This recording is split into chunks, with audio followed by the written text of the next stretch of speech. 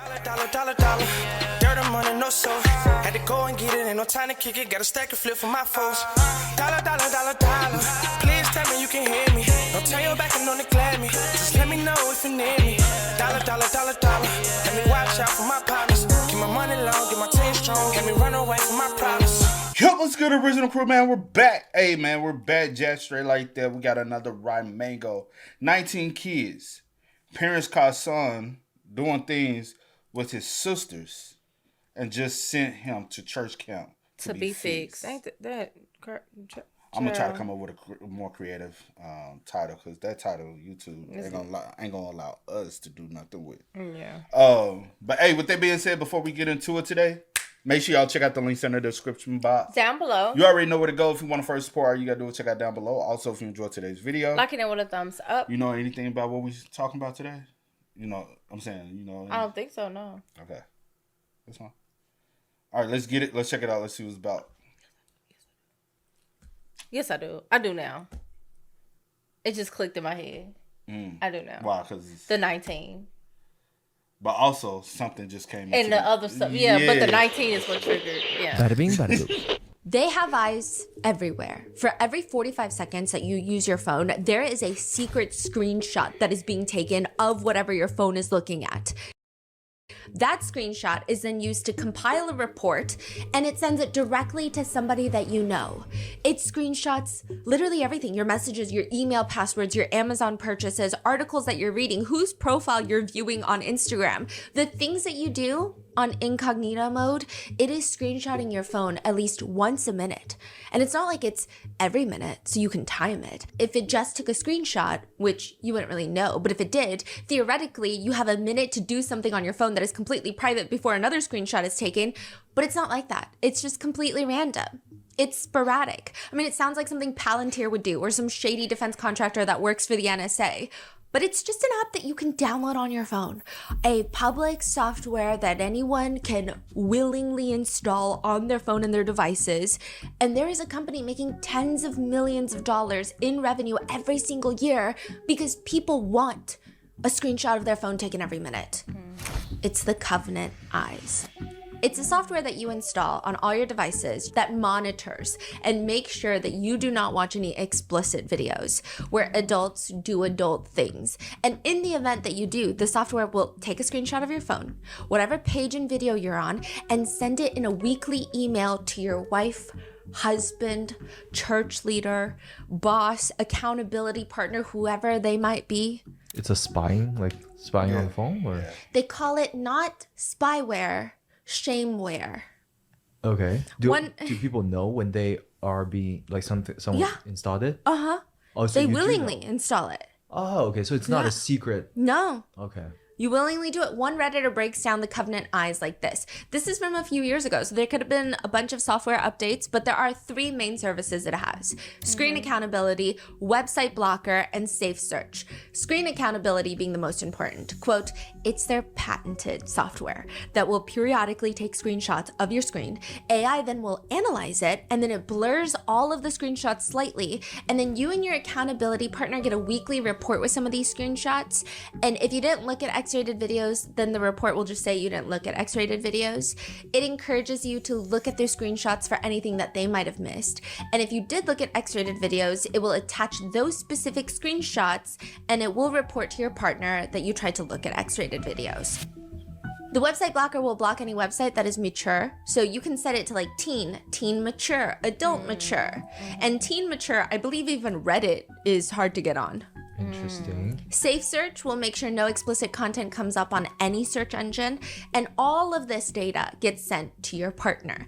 If you want to uninstall Covenant Eyes, you have to call a number, and once you call them and confirm you want to uninstall, they give you a code. Your accountability partner will receive a notification saying you did this. There are over 1.7 million users that have been watched by the Covenant Eyes, including House Speaker Mike Johnson, who back in 2008, he had some very interesting views. He says that the fall of the Roman Empire, okay, we know Mike Johnson, we think he's crazy, okay? He said the fall of the Roman Empire had to do in part due to rampant homosexual behavior Mike Johnson has also previously stated that being gay is, quote, inherently unnatural and a dangerous lifestyle, as well as, quote, ultimately harmful and costly for everyone. Why is it costly for you, Mike Johnson, unless you're involved, okay? He also weirdly kind of thinks that if we just let gay people get married, what's next? Someone's gonna marry their dog? That's literally what he said. Bro. It totally makes a lot of sense if you're a homophobe with a hole in your brain. But in 2022, he spoke publicly about how he and his then 17-year-old son were both on Covenant Eyes and they were each other's accountability partners. They would monitor each other's weekly X-rated video intake. So wait, so it not only takes screenshot of the video, it takes screenshot of everything, correct? Yes. So it's like your bank account, your private data, they have all of that. Yeah, I know exactly where you're going with this. When he said this in 2022, everyone said, now wait a fucking minute.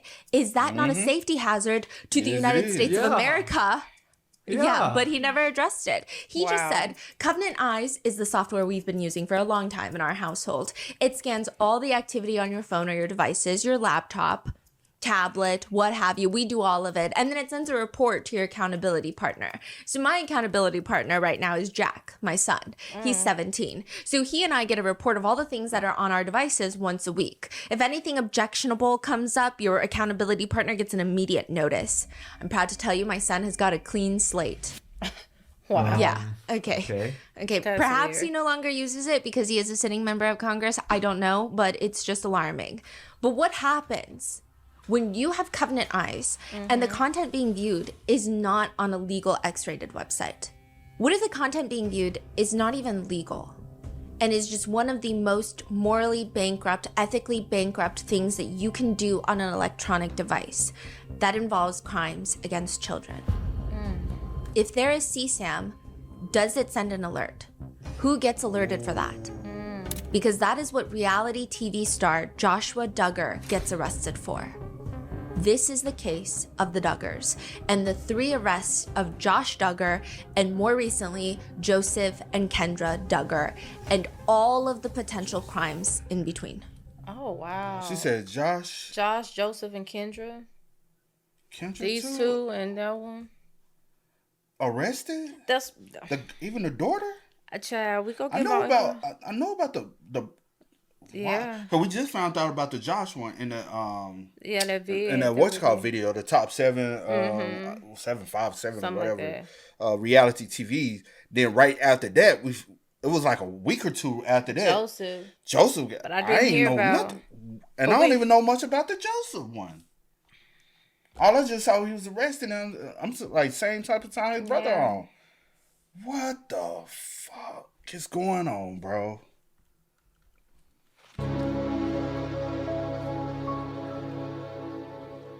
We would like to thank today's sponsors who have made it possible for Rotten Mango to support NCMEC, the National Center for Missing and Exploited Children. They are the nation's largest and most influential child protection organization. This episode's partnerships have also made it possible to support Rotten Mango's growing team. We'd also like to thank you guys for your continued support.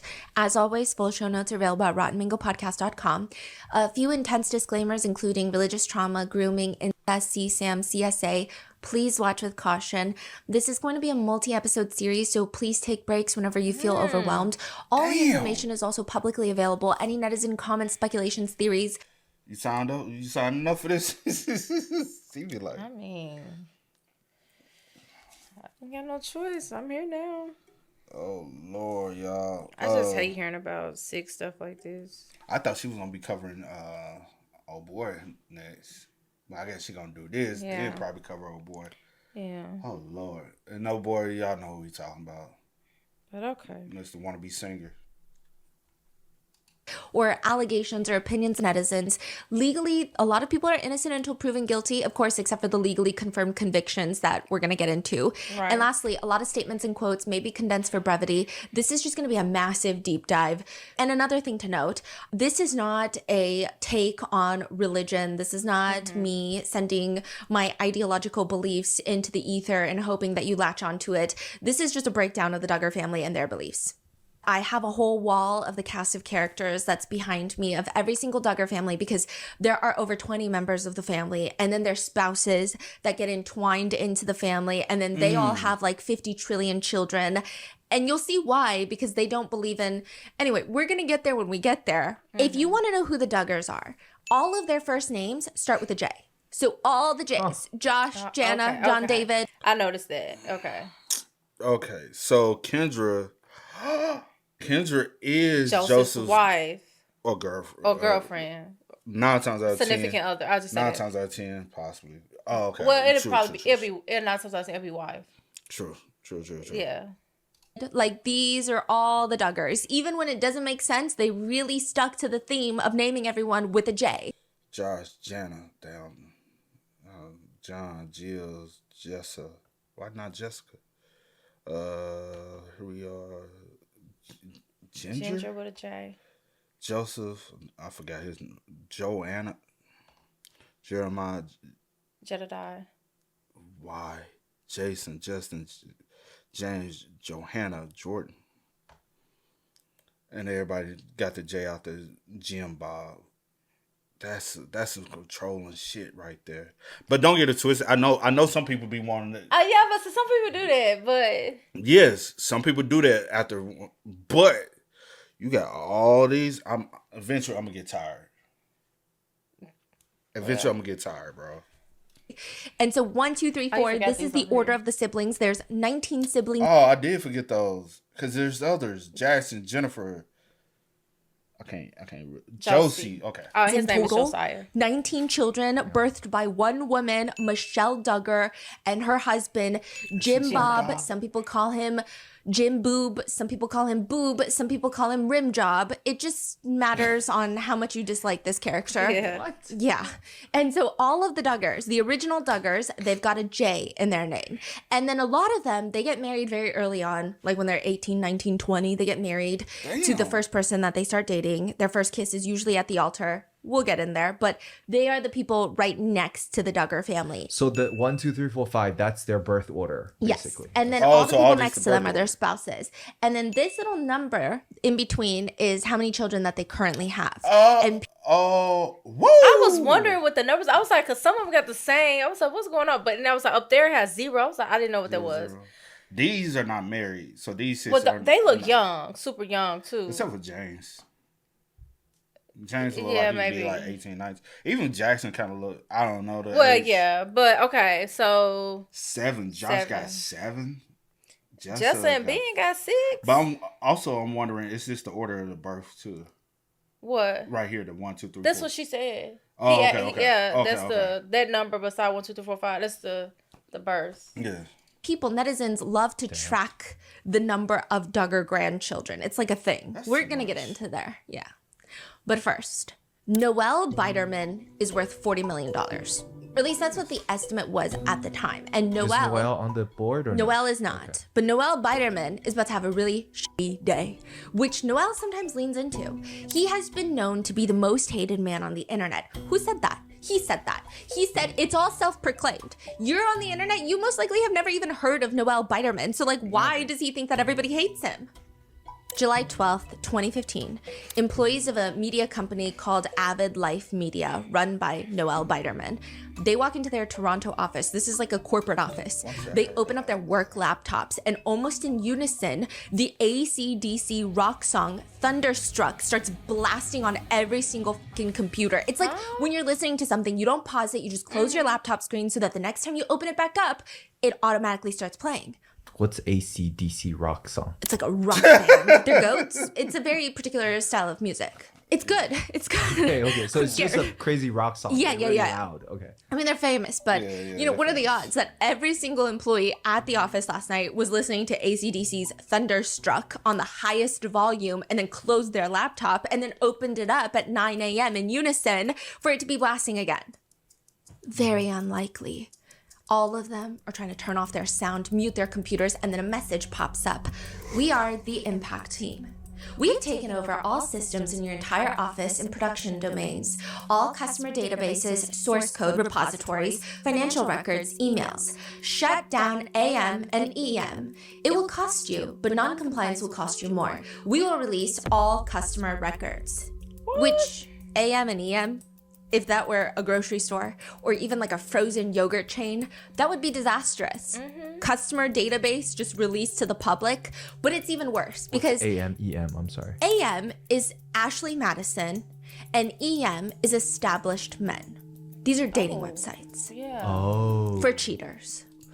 I have heard about the Ashley Madison. I was about to say, I've heard about Ashley Madison. I haven't heard about the other one. Established men. Why have we heard about Ashley Madison? I want to say it was in something. We had I want to say it's a video we watched way before we started reacting to crime stuff. It was something like that. We came across, and somebody, and they brought it up. I don't think we reacted to anything. I think we always watch stuff together. At this point, everything just starting to. And I feel like somebody used to solicit themselves on Ashley Madison. That's why we know. I don't know. And a data hack and leak from either website is going to ruin millions of people's lives. And that's not even me speaking hyperbolically. Ashley Madison was run on the slogan, life is short, have an affair. So it's not just a dating website, it's a dating website where people go to cheat on their spouses. They launched in 40 countries, they had more than 37 million users, and the threat message continues. We will release all customer records, profiles with the customer's secret sexual fantasies, nude pictures and conversations and matching credit card transactions, real names and addresses, documents and emails. Avid Life Media will be liable for fraud and extreme harm to millions of users. This is a big deal. Now, side note, Ashley Madison would even charge people extra money for, quote, full delete of their profiles. Because when you run an affair website, sometimes you're like, you know what? I gotta delete and make sure there's no traces left of me being here. They had a $19 full delete. I mean, pretty economical if you ask me to hide an affair. And they were making... Yeah, I was gonna say, if you doing all this, $19, they will pay. Yeah. $19 just a good quick come up, because how many people, probably a plethora of people is gonna pay that $19 to delete, and they'll be back on the site within a month or two. $19. You said what? Not to it holds so much information, like just on the side, my info profile option. My instant desires, my perfect match, my personal interests, contact, credit history, manage photos. It's a lot of information. All removal messages sent and received. Remove profile from the site itself. Even profile from search results. Messages from recipients' mailbox, including winks and gifts. Removal of site usage history, personal. But honestly, just because y'all say it's removed, is it 100% removed? It may take up to 48 hours for some traces of your profile to be fully removed. Some traces. So now that gives the credibility, is everything fully removed. Their full delete, I mean, pretty economical if you ask me to hide an affair. And they were making $1.7 million in one fiscal year just off of this extra add-on of being able to fully delete your profile. I feel like they could have 10x that and make 10x the money. Exactly. People will pay. But here's the point of fraud. Nothing was ever really deleted. And the impact team is saying, I'm going to release it all. Even the former vice president of sales at the company would later say... I'm sorry. This is the company who owns Ashley Madison? Or? Avid Life Media owns Ashley Madison, Established Men, and a ton of other weird websites. Oh. So they just got hacked. Oh, so 9 times out of 10, somebody hacked. They possibly used it and know that their stuff is not deleted. Could it? Possibly. Or could it be someone in the company? Maybe he got mad or fired or something? Or you think it's a client? No, that is possible. But I'm assuming a client. But we find yeah. And they're getting a threat message like, we're going to expose you for fraud. You're going to be liable for fraud. Because not only are we going to hack and leak all of the customer databases, they're going to know that you're not even deleting any of this information. The promise of security, anonymity, and safety was just something we said. It wasn't something we did. This is the former vice president of sales. Now, just overall, the way that Ashley Madison, the entire company Avid Life Media, was run, their operational practices were clearly less than great. Noel Biderman, the guy who ran Avid Life Media, he has stated that data into infidelity can help us make better choices. That was like the platform he was on. He was like, no, I know, I'm sleazy. I run an affair website and I make millions of dollars off of it, but hold on.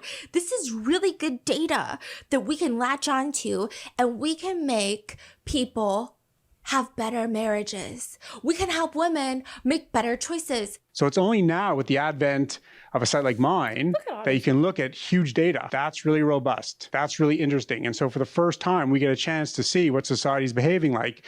And so that's really interesting to me. He says the day after Valentine's Day, it's a real slippery slope for when people have affairs. So maybe the day before, you want to step up and play differently. Let's take this data and make it more consumable and give people a better roadmap to navigate at least the infidelity components of marriage. Wait, what does Valentine's Day have? What is he trying to say? So he's saying lots of people get up on Ashley Madison after the day after Valentine's Day. They're signing up. Weird. They're paying extra money for fees. They're messaging people. And he's saying it's because probably during Valentine's Day, you didn't get what you wanted. Yeah. So he's saying, now what can we do with this data? Probably women, listen up. You guys should be hotter for Valentine's. That's the vibe he's giving. And the busiest day for affairs is Monday. And they like to say it's because the expectations of the weekend were not met. So maybe up it on the weekends. Weirdly putting blame on the partners that are being cheated on rather than the cheating partners. But like, what do you But he's talking like that because who is his primarily client base? Possibly cheating, no good. That's all that was in the crowd. It's gonna be men. So don't make cheating, them. no good. So in a situation like this, you don't market to them and make them feel like they are doing anything wrong. Make them feel like they're victims to something. Oh yeah, you're right. Like, so now they entice them to go on these. And who are y'all? Who y'all matching with? Who y'all? Are y'all seeing these people in person, or is it just something online? Facts from the person who runs Ashley Madison. Noel Biderman has just been known for saying some very weird, questionable, depressing things. He was asked by USA Today, you have made the argument that monogamy is a failed experiment and infidelity is the way of the future. How can you say cheating helps a marriage? Infidelity has always been amongst us. It just happened to be the dominion of men for the most part. What I hear from the women in particular on my site and even the men is, I love my partner. I cherish my kids. I can't stand what doesn't happen in the bedroom. Most people are not willing to give it all up for a one-night stand of an encounter. Ashley Madison is for the women. Established Men is for the men. So both sites it's men and women that are having these infidelities. They're stepping out on their partners. What if your husband on Established Men and you over here on Ashley Madison? Y'all don't know it. But do they cross the platforms too? I would cross several platform. That's crazy. Established So it ain't Men. even just no good. It's y'all no good women too. No good women, no good men. Majority of people having affairs are looking to preserve their marriage, not leave it. People pursue affairs because they don't want to leave their marriage. They want to have their cake and eat it too. I acknowledge that. I'm not suggesting it helps the dynamic between the two individuals, but it might help them stay within the institution of marriage. What if people are having affairs to stay married? What if they love their children, their partner, their extended family, their economic situation? They're just struggling with one element, which is monogamy. So what if they don't want to leave, but want to break with monogamy? I think people unfortunately stray long before we create Ashley Madison. And so there's a lot of shooting the messenger, but we're just, fulfilling a void that exists in the marketplace. Also, in the event that this information is not saddening enough, he says, one of the more important groupings we have found on Ashley Madison is the first-time affair seeker. 3 to 4 years into a marriage, typically, and there's a real correlation factor with pregnancy. Yes, men look to stray 3 to 4 years into a marriage. It coincides very directly with that first child on the scene. Essentially, men start cheating on their wives because she is pregnant and exhausted from creating a human life, and then continue to cheat on their wives now because the wives are now exhausted from single-handedly caring for and raising that life that she just birthed out of her body. Don't you love data? And Noelle Biderman ran a website that clearly exploited such data by encouraging mostly men to have affairs.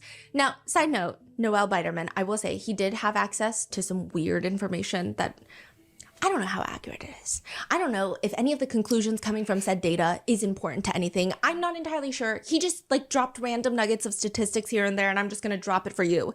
It turns out that at least among our users, that's what he says, it seems to be the more women they are in a family, so the more daughters they have, or the more sisters a man has, the more unfaithfulness there is.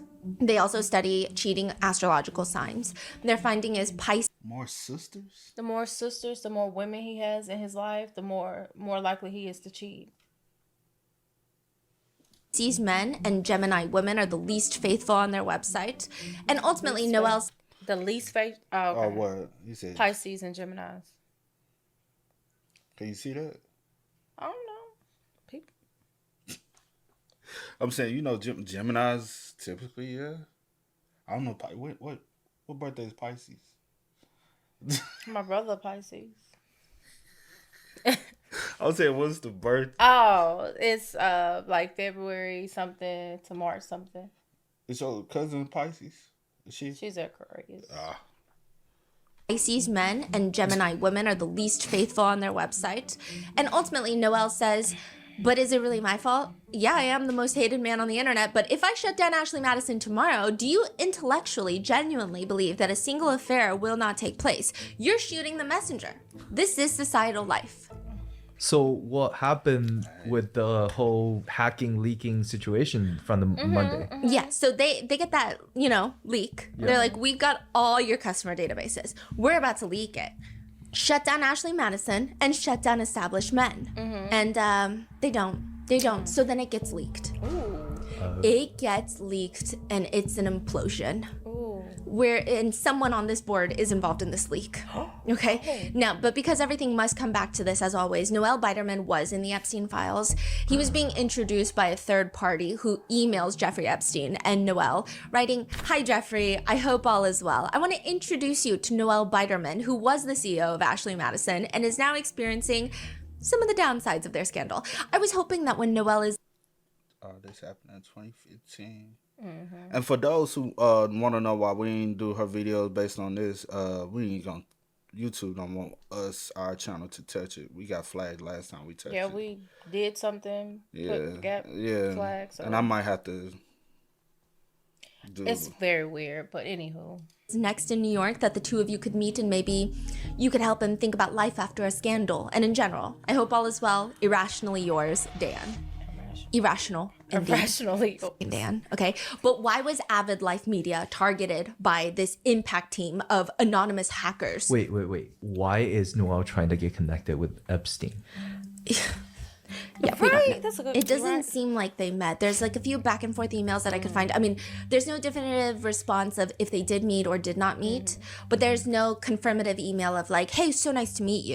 Yeah. But why was Avid Life Media targeted by this anonymous hacking team? Is it just a bunch of scorned spouses who hate infidelity with a fire-burning passion and want to get rid of any safe space for the offenders and also have hacking experience? Valid reason enough, but there is a lot more to it. Avid Life Media, let's start with Ashley Madison. That's like their bread and butter. This is their staple website. This is where they make the most money. This is the website that helps cheaters have discreet affairs. It's free for women to sign up, like most clubs, and it's predominantly aimed at straight people. But they also have established men, the other website targeted by the hackers. It's essentially a sugar daddy website, supposedly to connect older wealthy men with young women, both wanting quote unquote mutually beneficial arrangements. So you kind of was wrong about the Ashley Madison. No, it wasn't. But it's both parties. Oh. The established men. She just said it's basically a sugar daddy website. Like girl, we know Well, she would go on there and get her. I forgot to do. She said. Oh, well. Well, I wasn't saying women technically want on her because if women not on the sites, then who y'all matching with? established men is more for women that signed up for established men. Oh, I And thought they were she hooking said up. establishment was for like older gentlemen looking for a young tenderoni. So, huh? Oh, it don't matter. It's free for women to sign up. So, like, which is Ashley Madison is free for women to sign up. They charge. How they make their money is off the men. Okay. Similar to the club profile. That's 100% how the club make money. Yeah. Women come in, they entry fee is and they get drinks for the low ski to a certain point, and then boom, you charge the men. You make your money out the men because you get more of an influx of women, more variety of women there. More the men are willing to pay to get access to the like most clubs, and it's predominantly aimed at straight people. But they also have Established Men, the other website targeted by the hackers. It's essentially a sugar daddy website, supposedly to connect older wealthy men with young women, both wanting quote-unquote mutually beneficial arrangements. With it basically advertising, female members are young and beautiful and mostly in their 20s and 30s. These women are looking for older and richer male partners, men who can afford to give them expensive gifts and monetary support. Then you have the counterpart of that, which was Cougar Life. Older women with younger men, which they called Cougars and Cubs. They had Arrangement Finders, another sugar daddy website, but more Finders. What? It is too much. You got Ashley Cougars Madison and Cubs. They had hey students, need a summer job? Data sugar. Data sugar daddy. Oh. What? I thought that was for the Cougars joint. No, this is the. I don't know. It's too much. So you got Ashley Madison. Yeah. Could have got me a sugar mama in college. No student loans. No debt. No debt. No student loans. No struggling. No interest. No interest, child. Baby. Especially with the amount. My student loans ain't that high, but for a sugar mama, but it's high for me. You know you got to. Some of them do be looking for some sugar. Shit, the cougar get passed on. Okay, babe. Be serious. For tuition, shit. Oh, shit. At Arrangement Finders, another sugar daddy website, but more emphasis on direct and explicit transactional nature of it. Yeah. Broke College Girls, self-explanatory. They also had like a few smaller niche websites. But these I ain't gonna hold you. In college, it's more. I feel like it's more broke college girls to the end too. Why you think that? Y'all don't be wanting to work in college. I just wanted to focus on school. Boy, them girls come. They be calling like a lot of jobs I hear. They be like, oh, they paid because it was more payable. Man, they last a week. Say, I did my little what is it? My little student studies job. Yeah. And that was it, child. But also, I had outside family help too. Yeah, I had my grandma. I used to work 2-3 jobs in college. And taking 15, 18 hours. Yeah, girls. Self-explanatory. They also had like a few smaller niche websites, but these are not just morally bankrupt sites. It's been reported that Avid Life Media employees would actively recruit escorts to join their sites like Arrangement Finders. And they had emails internally where they were discussing how they were going to grab foreign young women, smuggle them into the U.S., bypassing immigration to sign them up for these websites, which would could very loosely be defined as human trafficking. Right. That sounds right. But also, I feel like you got to have some money to be able to do that, a.k.a. rich clientele, a.k.a. rich. Right. Come on. Trafficking. International. Yeah. I'm not saying that they did this, but I'm just saying they were coming up with ways of like, well, how would we lie to immigration authorities about it? Which I feel like you're already trying to commit the crime. Right. But this threat that shows up on the employees' computers reads, Avid Life Media runs Ashley Madison, the internet's #1 cheating site for people who are married or in a relationship to have an affair. ALM also runs Established Men, a prostitution human trafficking website for rich men to pay for sex. Trevor, ALM's CTO, Chief Technology Officer, once said, protection of personal information was his biggest critical success factor. And quote, I would hate to see our systems hacked and the leak of personal information. Well, Trevor, welcome to your worst fucking nightmare. We are the Impact Team. So they threaten Avid Life Media, shut it down or we're leaking everything. They don't shut it down. and they leak everything. And this is back in 2015. You had random housewives going on looking for their husband's email addresses. You had journalists going in, typing in every .gov email address, typing in all the celebrities' email addresses. It was an implosion of shit.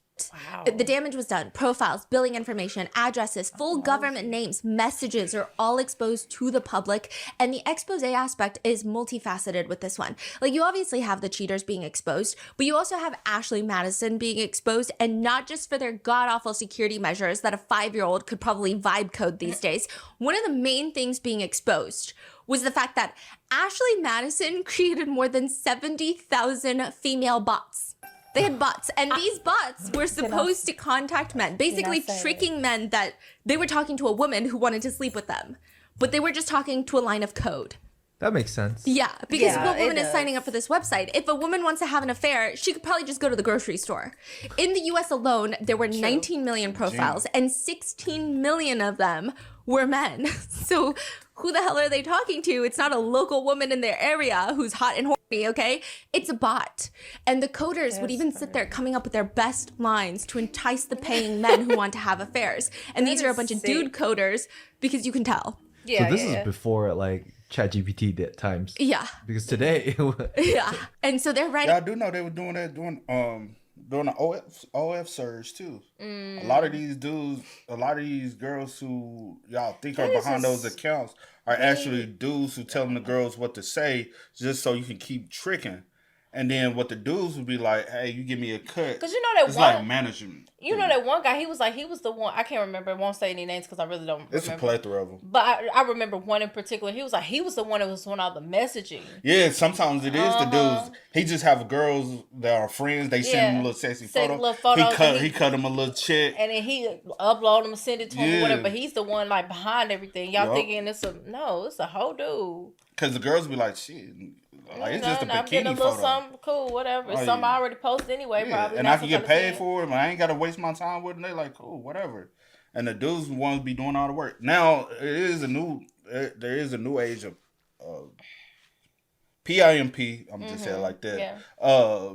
That's doing it too, though. Yeah. Where they have a slew of girls who constantly, they might do a webcam series, like go live, but they're monitoring everything and making them so. It's all crazy to me. And all these dudes, that's a big payout industry, which I don't understand how it's like. All of it, the government should have came and shut this stuff down. But hey, most of the people, notice what we see. A lot of government people are participating. To them, when I was younger, I used to sleep with my friends' boyfriends. This is like a female bot messaging husbands. When I was younger, I used to sleep with my friends' boyfriends. I guess old habits die hard, although I could never sleep with their husbands. I'm sexy, discreet, and always up for a kinky chat. Would also love to meet up in person if we get to know each other and think there might be a good connection. Which then would push a lot of male users to purchase the $250 Guaranteed Affair Premium, which then passes that customer along to a third-party affiliate who either provides a real person for the guy to chat to, which is usually not what happens, or they just straight up connect him with an escort service, because a guaranteed affair is a guaranteed affair. Yeah. And because of the bots' god-awful messages, there are internal reports that Ashley Madison was pondering the idea of paying human women to engage with the men if a woman engaged with a man within 20 to 30 minutes of him buying credits so he could message more, so he could connect with more women. She can be credited with 5% of the profit. Oh. They never executed this thought, but they thought about it, which is telling. They also did previously get sued by a former employee who alleges that she was hired to create 1,000 fake female profiles within 3 weeks to make men think that there were more women willing to cheat than there actually was. The suit alleged that she hurt her wrist by typing to get so many profiles done, stating she became, quote, severely disabled. The company responded at the time by referencing a picture of her jet skiing, saying, an unlikely activity for someone who was allegedly suffering serious injury to her wrist. Oh, and allegedly, they were working on an app called What's Your Wife Worth? This app would let men submit pictures of their wife, and others would rate them. And with that, a dollar amount would be generated. Yeah, that's what I was about to say. You see this? Yeah, I seen that. Yeah. Their wife, and others would rate them. And with that, a dollar amount would be generated for how much men likely would be willing to spend for a one-night stand with your wife. Wow. Wow. They made that, or they were thinking about making that? They were thinking about it. Noel Biderman was really excited about it, but he didn't like the developers on it. He said the website interface, the user experience was shit. I just cannot imagine how many customers there would be for something like that. So many customers. So many. There But have been... you will expose yourself for... Yes. Boy, did y'all not just see what... Bro, we just seen this I on still can't wrap full my- scale with Diddy. I still can't wrap my head around it though. We just seen it on full scale with Diddy, where they literally were paying people. They were paying people, not people paying them to come. But you know, so I feel like I get what you're saying in the comparison and stuff. But these are y'all married, like you married Also, these people. Remember the one that they have these these look. Yeah, that's different. Y'all both are in agreement to go and okay. Well, y'all both in somewhat of one may be skeptical and the other be like, just try it. I know what you're talking about. Hey, just try it. You know, if you don't like it, cool, whatever. But let's just give it a try. They give it a try. They end up liking it, and it become a thing for them. Yeah. But they in the know, like they know. Yeah, this is different. You just uploaded me for people to like. You, honestly, you don't even know. Well, you may not know. Maybe some people. Maybe some people may know and some may not, but I still think it's very sick and distasteful. True. But there have been so many Reddit threads where people post explicit photos of their wives, their girlfriends. Oh, if you're willing to do this. I'm not reading your mind. Think about how low and sick you really willing to go. Oh. That's where hopefully everybody reading where. That's not. How low are you? But we really, know some people are on this type of time, so I never put anything and past if that's people. willing to get past, because people will do anything for money. Some people will do anything for money. Parents will be like, "Hey." But yeah. And those get shut down. There have been so many weird websites. Oh, there was like an entire forum community of people talking about how to drug their wives and partners so that they could bring in other people to artwork them. Bro. So I'm assuming that the demographic, the market cap would be large. During the hack, it is also revealed that the CEO of Avid Life Media, Noel, sought young escorts, which, like, why is that a scandal? I mean, it would seem like something that would happen. Everyone just assumed that this man is in an open relationship with his wife, whom he shares children with. But not at all. His wife has publicly stated before the hack, I'm sure most people assume that because of what Noel does, we must be in an open relationship. But this is absolutely untrue. She states that she would be entirely heartbroken if she discovered Noel being unfaithful. We have such a great relationship. Oh, the lies sound better than the truth. You know something? Even as a wife, like he bringing home the big, he bringing home the money, You living this lifestyle or whatever. You in some type of agreement or some type of. Not saying that you but gotta stay out of rich people business. I really do, because I'm not on that, Oh, bro, in that class or whatever. The money. What's the saying always? Money talk, bullshit walks. What you said, because come on now. They let the bullshit walk long as the money keeps talking. I'm like, babe, you got great ideas. Find something else, because this ain't it.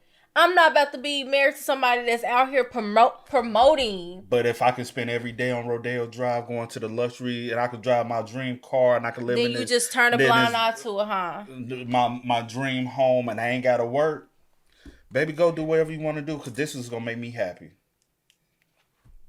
They say money don't buy happiness, well, it sure do for a lot of people.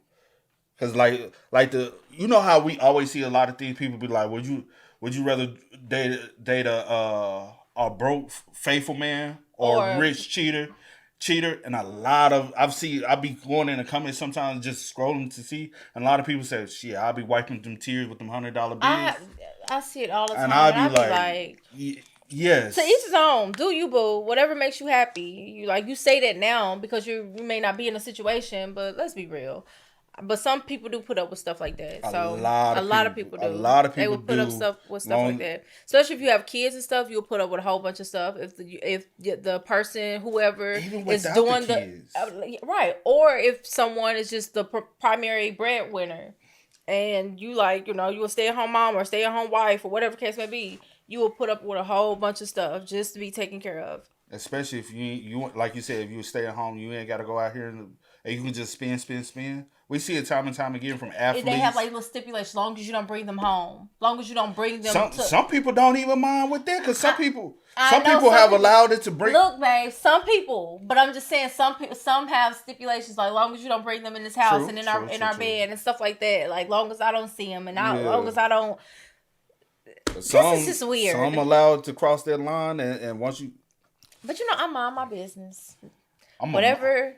That's rich people business and that's their business, but we all grown. We gonna talk about it because that's what we do as human beings. We talk about you but dang, what I was about to say. But a lot of them, because we see it time and time again from athletes and all sports. We see it a lot of times in artists, as far as singers, rappers, whatever. Yeah.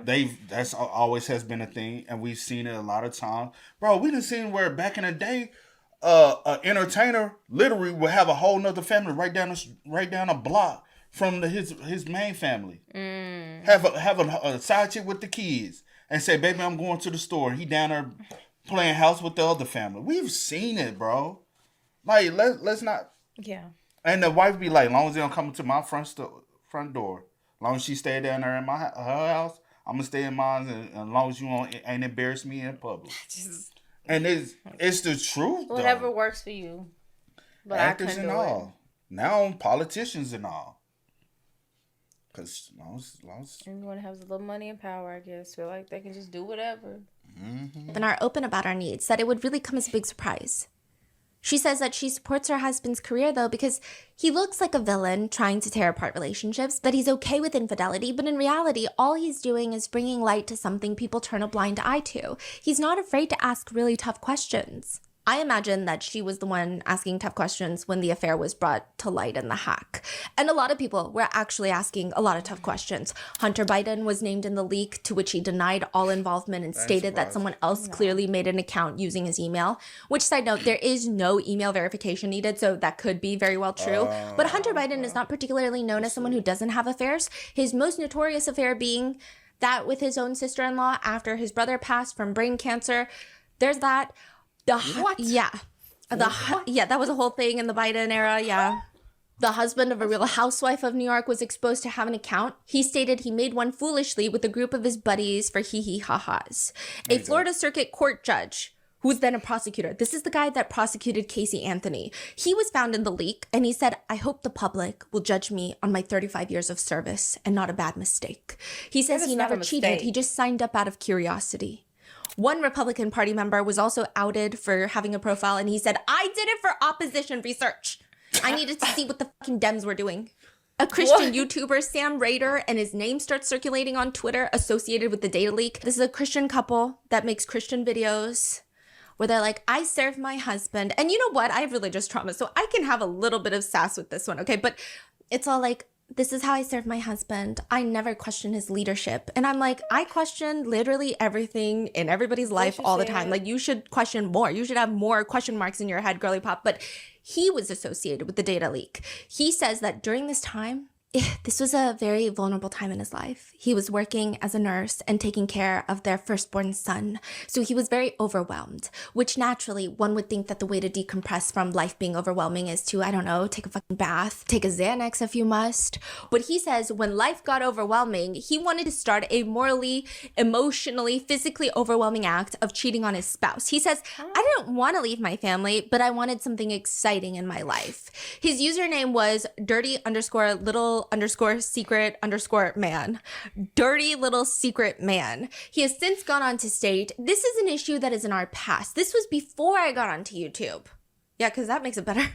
"This was brought to my wife's attention. She has forgiven me for this mistake that I made in opening the account. I have sought forgiveness from God and he has forgiven me, so I have been completely cleansed of this sin." I did make the account. This was brought to my wife's attention. She has forgiven me for this mistake that I made. I've sought forgiveness to God, and He's forgiven me. So I've been completely cleansed of this sin. There was a pastor who was outed in the leak, outed as a cheater, to clarify. He ends up self-exiting in his garage. To this day, nobody has been arrested, charged, or publicly identified as a member of the impact team that hacked Ashley Madison. That's crazy. They didn't ask for money or anything, huh? No. Huh. They said, shut your shit down. Fascinating. Back then, the vice president of the company would say, I would be asked, who's your biggest competitor to Ashley Madison? And I would say, the Bible. Which seems to be very, very much on the nose. A contributor to Christianity Today reported that approximately 400 church leaders had been identified in the data and were expected to resign all across the country after this leak. One person in particular becomes the face of the Ashley Madison scandal. This one right here. As one would say, he was horny on the main. Joshua Duggar, the eldest, firstborn son of the Duggar family empire. So this was leaked in 2015. Yes. And he was already famous. Oh yeah, they've been famous for a really long time, and 2015 is the year that everything Josh does comes to light, and then in 2021 it comes to light once more, and we don't even know if he's the worst of all the brothers. And that was already headline news. Josh Duggar in the Ashley Madison. Okay. Because the Duggar family, I mean, they're reality TV show stars from TLC, and they're known to be this huge family of Christian fundamentalists who love God. This is the biggest scandal. And it's not necessarily because he's like the biggest celebrity in the world. I think it's more so the irony of him being on Ashley Madison. Joshua Duggar is part of this family. Christian fundamentalists, by the way, are a very large group of Christians who believe that the Bible and scripture should be oftentimes taken literally. So notable fundamentalists state that God essentially breathed his exact thoughts into biblical writers, meaning that every word of scripture is literally scientifically and historically true. So there's like a lot of different denominations of Christianity, and a lot of them have different beliefs and main goals, I would say.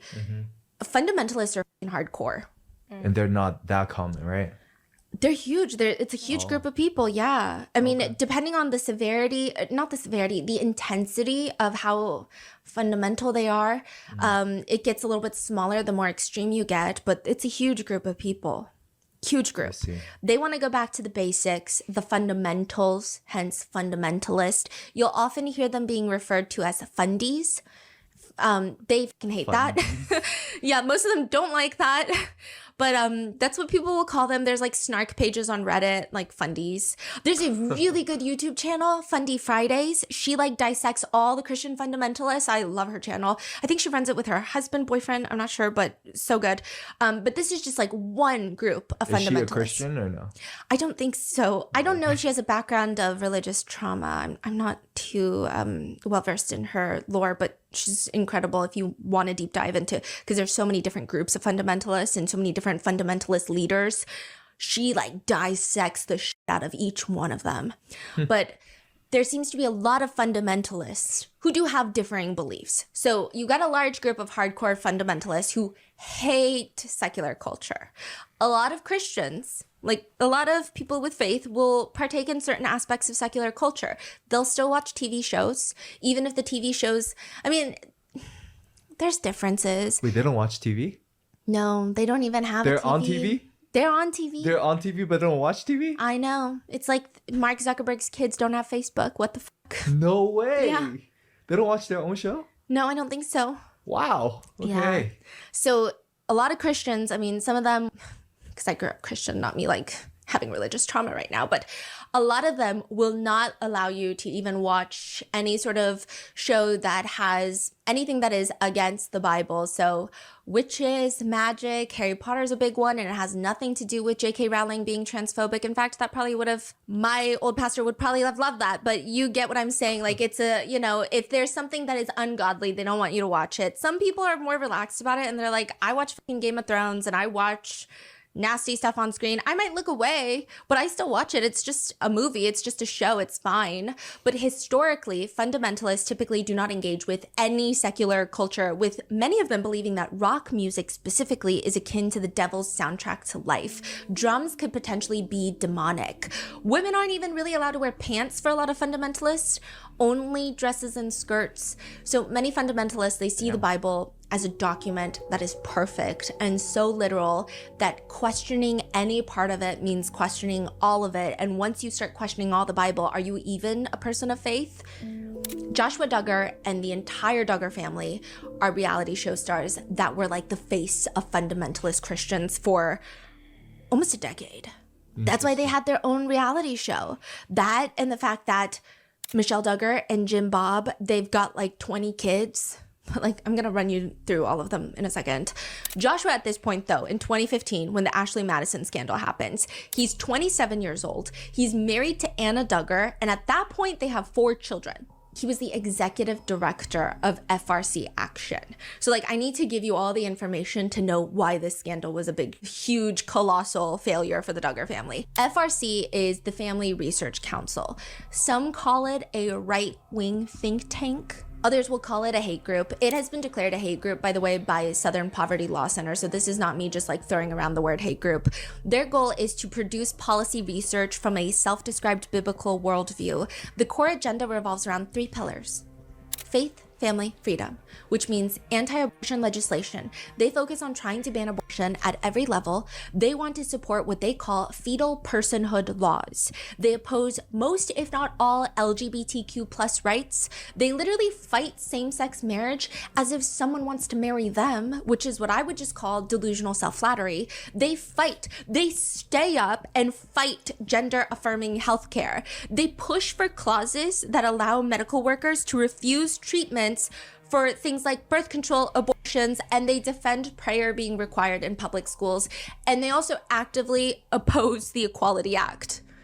Wait, what is his role again, you say? Director? He's the executive director of one of the FRC's arms, the political arm, where they lobby politicians. Like, that's a huge deal for a 27-year-old to get that position. I mean, he got it through nepotism. A lot of people said that he was largely incompetent and he would show up to meetings late and he had no idea what he was talking about. But because he's famous. Yeah. Right. And he's a family man. And he's like the face of Christian fundamentalism. And now he is the face of the Ashley Madison leak. But also, like, just to give you a background on who Josh Duggar is, they oppose the Equality Act. That's like waking up one day and decide you want to kill every single butterfly on the planet. Like, you just hate them. Obviously, it's not remotely the same thing, but it's kind of ridiculous to oppose the Equality Act. The Equality Act would prohibit discrimination based on sexual orientation, gender identity, and employment, housing, and public accommodations. They also think X-rated videos are the poison seeping through, running through the rivers, the Chattahoochee River of America. And I'm like, look around. We're not going to war in the Middle East because all of us are horned up. Get a grip. Okay, that's not our problem. FRC Action is part of the Family Research Council. Super powerful council. They are now a church. They just like recently applied for nonprofit church status and they got it. So, I mean, they're rolling in money. They're terrifying. Yeah, and the council that he's on is the lobbying and political arm. So he moves to DC with Anna Duggar and his 4 kids. And even though a lot of Americans have not heard of FRC Action, they have been changing our lives. FRC Action has been instrumental in pushing state-level abortion bans. So if you live in a state with restricted access, FRC's decades of lobbying, judicial appointment advocacy, legislative strategy, and fucking Josh Duggar probably played a huge role in that. Not that he's competent, but he was part of the organization. So the organization is still very much alive and thriving. Yeah. A lot of people would say that they have strong political sway of who even ends up in SCOTUS, the Supreme Court of the United States. I mean, this is like a very powerful organization. Is he still in there? No, because he's in federal prison. We'll get there. What? They're also like an advisory board member, FRC Action, of Project 2025. They don't just like to fuck with Americans. They paid $25,000 to congressional lobbyists to propose the anti-homosexuality bill in Uganda, which would propose the death penalty or life imprisonment for anyone who's gay or caught being gay. FRC would later state that they were actually opposing the bill. Nobody believes them. Josh Duggar, just 27 years old, is the executive director of the FRC Action, the lobbying PAC. But here he is on Ashley Madison. Josh Duggar is a paying member. He didn't just have one account on Ashley Madison, he had 2 accounts on Ashley Madison, 2 separate accounts from February 2013 to May 2015. In total, he spent almost $1,000, $986.76 to be exact, for 2 separate accounts, including he paid for the $250 affair guarantee fee. His account names were Ready for This DC. I don't know if DC, I'm assuming DC meant Washington DC. Like, are you ready for this DC? What else could it be? I don't know. I did have a moment of pondering and it was not a good one. And then Josh _ man. Josh the man. Also, he listed one of his billing addresses as his grandma's house in Arkansas. His list of turn-ons include naughty girl, girl next door, aggressive take charge nature. He states on his profile that he's interested in finding a partner that is down to experiment with toys and share fantasies. It's also revealed in this entire shitstorm scandal that Joshua Duggar also had an OkCupid profile. OkCupid? That's like a regular dating profile. How is he so... He's a famous person, right? Yeah. But he's putting his face out there? Yeah. That's like one screenshot away from... Exactly. And he would answer questions. Okay, so OkCupid does this thing where you can answer questions with someone that you've matched with, and the responses will come up together to see if you guys have the same worldviews. So he's trying to cheat on his wife, but also like answering these questions. Do you feel there's any circumstance in which a person is obligated to have sex with you? That's a question. Joshua Duggar writes, yes. Are you the type of person to tell a homeless person to get a job? Yes. The idea of gay and lesbian couples having children is not acceptable. Have you been faithful in all your past relationships? No. Rate your self-confidence. Very, very high. The rest of the OkCupid summary reads, just enjoying life here in DC. Lived here just over a year now. Lots of work, hitting the gym, finding good places to eat, and really needing to add some fun in the mix. What I'm doing with my life right now, I'm an executive in the city. I develop strategies, meet people, crunch numbers around big tables, and occasionally get out of ivory towers to sleep. Also, OkCupid has this very interesting thing where you take a personality test and it tells you if you're less than average, average, or more average in certain traits. So this is not like an actual measurement to someone's capabilities, just how they perceive themselves. And it says that he's a lot more arrogant than the average, more romantic than the average, more sex-driven than the average, more political, more spiritual, more confident, more old-fashioned. However, less independent, less literary, less scientific than the average, which we know because he would say things like, marriage is essential to the American family, and every single child deserves a mother and a father. Okay. Well, all 7 of your kids are about to... Well, Josh, that ain't going on with you. And honestly, your kids don't deserve a father like you. If you know, you know. She ain't got there yet, but I would hate to be a child raised up in a household with a father like that. We ain't got there yet. We ain't got there yet, you know. Because now I can't trust my own daddy. True. Child deserves a mother and a father. Okay. Well, all 7 of your kids are about to be without a father because you're going to be in federal prison, but I digress. And like any high-profile cheating man caught with his pants down, Josh puts out a formal statement. I have been the biggest hypocrite ever. While espousing faith and family values, I've secretly over the last several years been viewing pornography on the internet, and this has become a secret addiction. I have been unfaithful to my wife. I am ashamed of the double life that I have been living, and I am grieved for the hurt, pain, and disgrace my sin has caused my wife and family, and most of all, Jesus, and all those who profess faith in him. I have brought hurt and reproach to my family, close friends, and the fans of our show with my actions. The last few years, while publicly stating I was fighting against immorality in our country, I was hiding my own personal failures. As I am learning the hard way, we have the freedom to choose our actions, but we do not get to choose our consequences. I humbly ask you for your forgiveness. Please pray for my precious wife Anna and our family during this time. Joshua Duggar. Jim, Bob, and Michelle, his parents, come out with a statement. When we learned of this late last night, our hearts were broken. As we continue to place our trust in God, we ask for your prayers for Josh, Anna, his wife, our grandchildren, and our entire family. Joshua Duggar's wife, Anna Duggar, whom a lot of people felt that she was going to leave him at this point, she states in an interview, "I think it's such a betrayal for a spouse to go through what we're walking through. Not only was it a betrayal against me, but it was also a betrayal against those that call themselves Christian, because here we are as a Christian couple, getting married. Everyone was able to see us get married and to vow before God to be loyal to each other, and that loyalty was broken. And so for my heart, it was broken." But Anna will decide to stay with her husband, and eventually they will go on to have another child, 7th child. They name her Madison. But this will be the least of Joshua Duggar's problems, because he's going to end up in jail for something much, much, much worse. When you think of the Department of Health, Education, and Welfare, MILF Manor typically isn't the first thing that comes to mind. I mean, maybe it is. Okay, maybe I need to broaden my imagination, right? MILF Manor. TLC is... You ain't never heard of that one? No.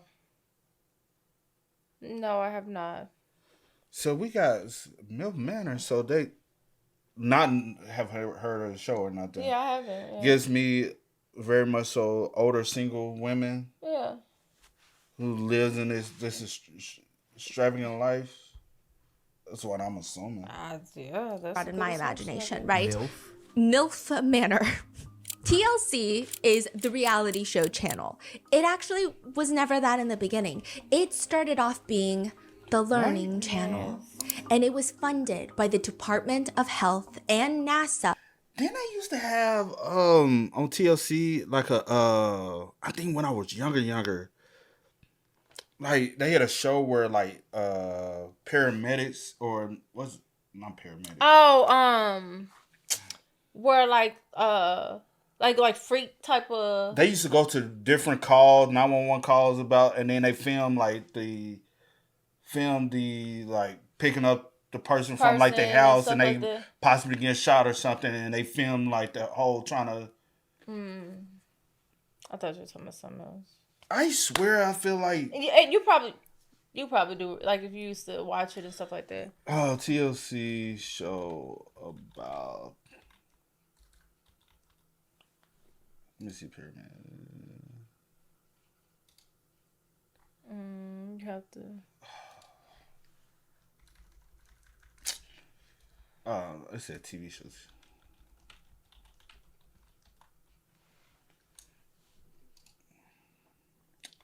It still keep bringing up. It's not TV. this one, is it? Let me see. That might be It might be. I don't know. To essentially create... TLC stands for the Learning Channel. The Learning Channel. I know. And it was funded by the Department of Health and NASA to create learning material for people who did not have as much access to schooling. So they would be these little educational videos, hour-long videos of teaching people how to read, would be distributed through a free NASA satellite to all the rural areas where there's not a lot of schools set up. It was, unsurprisingly, not a profit machine. I mean, turns out we don't really enjoy learning, especially not with riveting titles like Learn to Read. If I don't know how to read, how am I gonna read your title? The initiative itself was solid. I mean, there were regions in the US with illiteracy rates that were 3 times the national average. Like, genuinely, I think that this was like one of the times the government was maybe in the right place. But because money runs the world, the parent company eventually goes bankrupt and it's no longer being funded. And the Discovery Network swoop in, buy the Learning Channel, and it's now almost defunct, right? They originally stay on brand. Discovery Channel is like, we're just gonna do like slightly more fun. We're gonna release multi-part series on literature's most influential works. We're gonna bring in scholars, historians, novelists to come in and comment on pieces like Frankenstein, The Origin of Species. Then Paleo World, that was a hit, 50-episode series on dinosaurs. Paleo World, Sundays at 9 Eastern and Pacific on TLC. Wow. Yeah, Ready, Set, Learn, preschool programming. Ready, set, learn. We're on the move. And then because money still runs the world, the Discovery Channel starts getting creative. They're like, okay, well, maybe it doesn't have to be so informative every second of every time we're on air. Maybe we could just like ease into it. So they do. They ease into it. They don't go from Ready, Set, Learn to Extreme Cougar Wives. Right. Which features, people like 76-year-old Hattie. She sleeps with men as young as 18 years old, and she says things like, I'm confident, I'm sexy, I'm loving, and I've never had a headache. I always have sex on the first date. I'm confident, I'm sexy, I'm loving, I never have a headache, because yes, I do it on the first date. You go, Hattie. Okay. Then there's Stephanie, not to be confused with me. She's 65, dating a 28-year-old. Yeah. And that's what they do now. So where the switch, like, they just start making some... Yeah, so they had Ready, Set, Learn, and then they start doing, you know what we could learn about? Weddings. A wedding story. Watch real couples get married and learn how to wedding plan. And maybe they do these DIY projects to save money, and you can learn, the Learning Channel, how to do that for your own wedding. Then that transitions into a baby story. Watch real couples give birth, and it's medical, and it's relationship, and you can learn the healthcare system, and we can capture their emotional first birth moments. Trading spaces, neighbors swap home. Okay, this one, I don't know what we're learning from it, but like neighbors would swap homes and then redecorate a room in the neighbor's house with money and a designer's help. There's a viral moment where a designer covered up a homeowner's beloved fireplace with a wooden facade, even though the homeowner explicitly told the show not to, and she broke down on camera. They also have While You Were Out. A family member would decide that your house is disgusting, filthy, and ugly. They would lure you out of the house for 48 hours. A team of designers would come in with the Learning Channel and redo the room that they deemed to be fucking filth. It seems like loosely educational in the sense of like, we want to be voyeurs, but also it was mostly harmless and most importantly, an advertiser's dream. Then TLC starts transitioning their slogans. It was Live and Learn, Life Unscripted, to finally, everyone needs a little TLC. They dropped the Learning Channel. They're just TLC now, and they use it as more like tender loving care. No way. Yeah. Then it starts to get weird. Honey, we're killing the kids. American version of an existing British show, nutritionists will come in and they'll bring in a laptop and they're like, this is what your kid is going to look like at 40 years old if you don't stop feeding them tater tots for breakfast, lunch, and dinner. Look at your kid. Isn't your kid so unconventionally unattractive? Doesn't that make you want to scream and die? Then they should eat a salad. And everyone's like, this is actually horrendous when you think about it. Like, there's no aspect of this that could be even remotely healthy. Yeah. They would get a 4-week boot camp to transform the family's habits and follow-up episodes to show how they're going to look more conventionally attractive now with their new lifestyle. It's just like shaming, okay? Yeah. There's hoarding, buried alive, where they would go to hoarders' homes, give them interventions, declutter their homes. One notorious season, 2 members of the crew contracted the very often fatal hantavirus, where humans inhale dust that's contaminated by saliva, urine, or droppings of infected rodents. The mortality rate is up to 38%. The hantavirus now lurking in an eye-opening new place, a Texas home featured on the hit reality series about hoarders, and now it's threatening an entire community. My Strange Addiction, you know that one. People who like to eat glass, mattresses. Participants have come forward to state that there was a lot that was depicted that was just straight up staged and set up, and also like there was no therapy, there was no nothing. Extreme couponing. This is like a whole national scandal, that show. Couponers would coupon stack to purchase hundreds of dollars of groceries for pennies. The show triggered a surge of extreme couponing, and stores blamed the show for coupon fraud. A huge wave of coupon fraud took over America after this show. I believe there were people investigated in regards to coupon fraud because of the show. Freaky eaters. Hey, you only eat French fries? Welcome to the show. Sister Wives, where a man has 4 wives, and I believe at one point they all lived in the same cul-de-sac, and he would go from house to house, and he'd be like, on Mondays, I stay with Megan. On Tuesdays, I go to Terry's house. Outrageous kids parties. Parents would just be spending a lot of money for over-the-top birthday parties for their children, and just like really oddball. That kind of give me my Sweet 16. You know what I'm saying? These shows are crazy. Shows like Mall Cops, where they would follow the security staff at the Mall of America in Minnesota while they deal with shoplifters and people peeing in fitting rooms. Toddlers and Tiaras followed child beauty pageants. That was one of the more controversial ones, as you would imagine, with the constant sexualization of little children. 90 Day Fiancé, very controversial, still up and running. My 600-Pound Life. Multiple former cast members have filed lawsuits against the producers.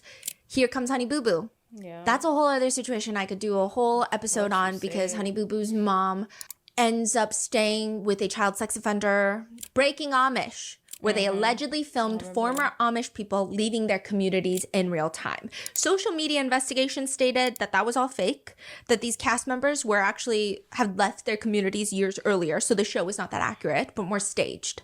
My 5 Wives, another polygamist. Seeking Sister Wives, another polygamist, where now they're like, my husband wants another wife. Let's go find the perfect wife. They had a special called My Husband's Not Gay, which focused on 4 Mormon or LDS church members who stated that they had SSA, same-sex attraction, and they chose to live in heterosexual marriages because that's in line with their religious beliefs. The men framed their attractions as something they chose not to act on, emphasizing religious conviction and marriage as the priority, which naturally drew significant backlash and criticism. Pregnant Behind Bars, documenting pregnant women in jail and prisons, which, you know, the anger there was that TLC just did not do enough to advocate for prison reform. My Teen is Pregnant and So Am I, where mom and teenage daughter in a family would be pregnant at the same time. Unexpected, another teen pregnancy show. Hot and Heavy, where they would document mixed weight couples, where plus size women are in relationships with thin male partners, but the name of the show, Hot and Heavy, feels like the men are hot and the women are heavy, and there's almost always this lingering question in every episode of like, why is he even with her when she's fat? MILF Manor. Wow. I believe this is the one, you know, where you had the older woman with the younger men. But so this, they had older women come into the villa where they thought that they were just going to meet a bunch of young hunks. But turns out all the young men that they're going to date are like their sons. So they're not going to date their own son, but like the other MILF, that's her son. And they had these weird segments where the mothers would grope the young men's torsos to identify their own son. Oh, yeah, that's weird. That's weird. But there was one show that was one of the biggest ratings success for TLC, like really unlike any other. And that is 19 Kids and Counting, the show about the Duggars. This show repeatedly, consistently hit new highs on TLC. I mean, because I never heard of them, right? Yeah. But you would say most Americans heard about them in this show. Yeah. I mean, like you would know this. Leave it in the comments. I knew of the Duggars. I never watched the show. I never kept up with the Duggars. I think maybe because I had a little bit of religious trauma, I don't watch shows like this. But yeah, I know a lot of people do. A lot of people that on the RM team, they're like, you don't know the Duggars? You don't know every person of the Duggars? I see. Yeah. But the show is long finished, right? The show ended in 2015 because of what I'm about to talk about. And it's not the Ashley Madison scandal. That ends the show. Something worse ends the show. Really? So this whole show is about Jim Bob. Okay, his real name. My thing is, what did they do besides having 19 kids that like gives them the attraction to be on the show? You get what I'm saying? Like, or what is he doing? Like, what do they do for work and stuff? Yeah, what makes you interested besides having 19 kids? Like, are you working? Like, what career are you working in? Like, what, you know? For people to be like, yeah, this would be a great idea to go, and I feel you. Like, maybe it's just the 19 kids, or maybe it's something else. Cause what's the other one? Like 8 kids. Did somebody do like have like 8 identical kids? I know. I feel like I know these shows. They are weird. I never watched any of these shows just to say like this is like foreign nature to me. His name is Jim Bob. People call him Jim Boob. People call him Rim Job. People call him Boob. You decide what you want to call him. So Jim Bob Duggar is his full name. Yes. Do people just call him Jim? Jim Bob? They call him Jim Bob. Jim Bob, okay. Yeah. Then you have Michelle Duggar, and they are fundamentalist Christians, and they have 19 kids and counting. They had specials before their full-blown multi-season show, and it would be called things like 14 Children and Pregnant Again, Raising 16 Children, On the Road with 16 Children. Season 1 of the TLC reality show wasn't even 19 kids and counting. It was 17 kids and counting, and you can put together what happened there. Now, aside from the fact that Michelle Duggar herself birthed 19 kids and is, by the internet's opinion, freakishly fertile, they all live in one house. They've got to make 19 breakfasts, 19 dinners. There's the infamous tater tot casserole. I mean, it's weird. The whole show, Wait, the appeal. They all live in one house? Yeah. With the couple, with the wife, husband, everybody? No, so I was finna say this. You was thinking that too? No. What I was about to say, all of them staying under one house is not surprising. What's surprising to me is the size of the home. I need more space than that. I mean, but yeah, all of them would. Like, this is How many husband, wife, bathrooms? and kids. How many bathrooms? Shit. I grew up, it was me, my mom, and my sister. One bathroom wasn't enough for us because, yeah, they can go in the bathroom together, but they're going to be in that bitch all damn day. Me, I'm like, God damn, I got to wait on y'all to come up out of here. So I had to time my stuff based off around them. So, yeah. So I'm pretty sure it's like a schedule. Your brother, that's what I be asking you sometimes, like, how did your brother grow up with all y'all? Well, first of all, he the one took the longest in the bath. Like, we waiting on him. We late because of him. What you got going? So it was opposite for us. So basically you say your brother was a pretty boy. Stayed in the mirror all day. I ain't gonna say he stayed in the mirror all day, but he just used to drag. He used to just move. I'm like, bro, come on. Like, you not by yourself. You got other folks. Nah, that was my sister and my mom. Like, they used to take all day, and I'm the only boy in the house. Yeah. So, you know what I'm saying? You got quick showers. In and out, boom, boom. And that's another thing. He stay in the shower forever. What you in there doing? The minute that someone gets married, they usually move out. But there was a point in time where most of them were under the same roof. I see. Yeah. So when the show was going on, they were like younger. So they're still kids. Yes. Okay. So I think it was like midway through the show that he's the first one to get married. And this was heavily documented. Joshua Duggar gets married. Heavily documented. Anna Duggar is a big part of the show. Did they really get married because they want to be married or for extra ratings for the show? Because you got to think about the time period, right? I wonder, because she said the show stopped filming in 2015. When did the show start? I don't know. Well, we can always find out. Let me see. Maybe like... When did that start? 08? 08. So you got to think about it. That's when people were watching reality TV big. Reality TV was at its... Like, that's boom, boom. You know what I'm saying? Mm-hmm. So, also, people were obsessed with seeing people married. Yeah. This is the capital market right here. You know what I'm saying? Feminine. So, I wondered, was that all part of them for them to make better ratings for the TV? And they probably said, hey, you know, we also give y'all a kicker, help you with a home and stuff like that. For them, that's some change, like, for a network television show like that, for if they really pulling in the ratings like that. We like, hey, we'll spot y'all $10,000 on down payment for a home. That's like $1 or $2 for them during that time. So the whole appeal of this show is, it's like watching a woman wearing an ankle-length denim skirt, looking like Michelle Duggar looks like she just walked out of a magazine from 100 years ago, and she runs her house and dinner time like a corporation. All the kids are employees. That fascination causes the show to become TLC's highest rated program ever when it's released. The show is a ratings addiction. People are so confused and intrigued by this entire big family that seem normal, ? And I'm telling you in the perspective of the reality show appeal, not the actual family, because it would be kind of offensive to say that they're wholesome when they have all vocally, outside of the TV show, have stated, well, not all, but a lot of them have been very vocal against just like human rights. A lot of them are anti-abortion, anti-homosexuality. That's what they like to say, right? Over 130,000 people have signed a petition at change.org calling for the cancellation of the popular TLC reality show 19 Kids and Counting. Critics say the family's recent anti-LGBT statements have gone just too far.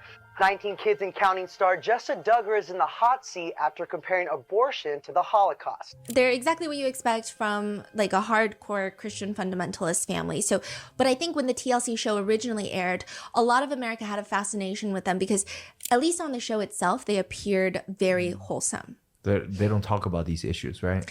No, they always seem like, well, it's always kind of like the nice Southern family of, well, if you don't believe in God, you're going to burn in the pits of hell, but like that vibe. Does Jim Bob have a job or Yeah, so Jim Bob was like a car dealership dude, and then later they get into trying to flip houses and real estate, but his whole job becomes the reality show.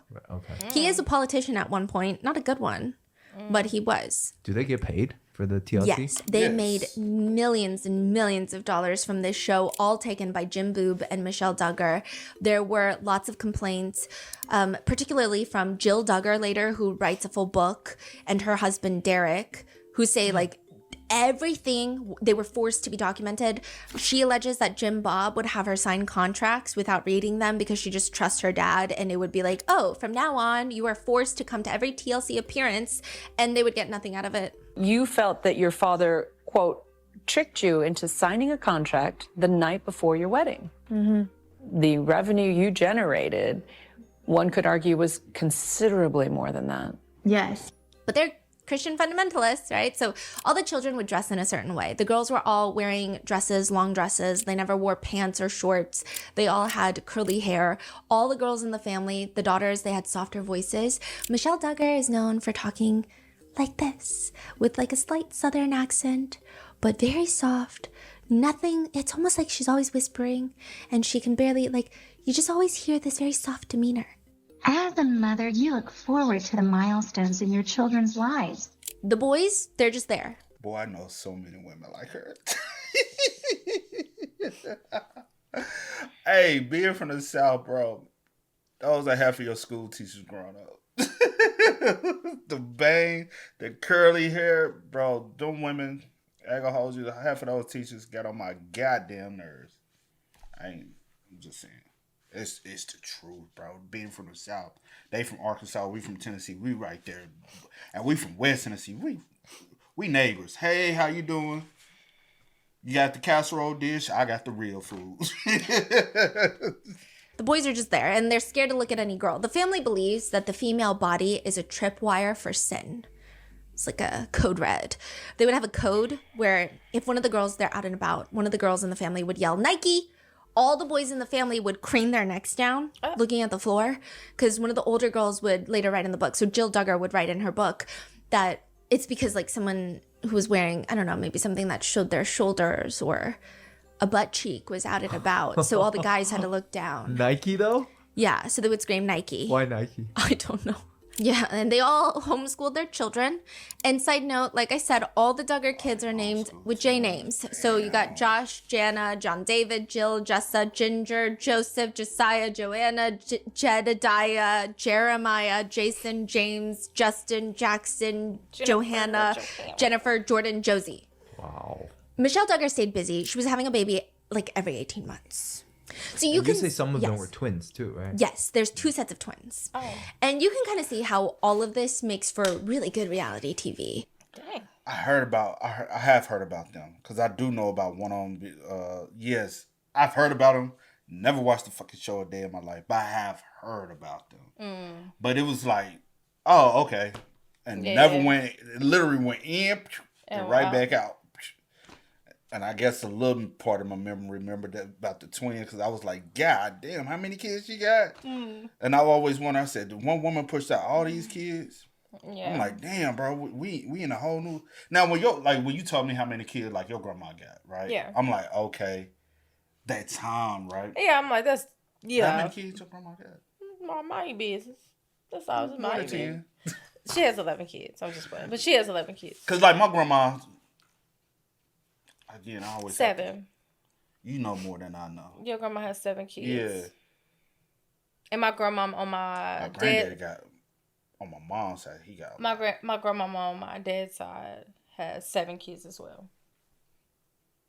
She got 7? It's 7 of them. Oh, okay. Yeah. And like my granddaddy, he got a lot of kids.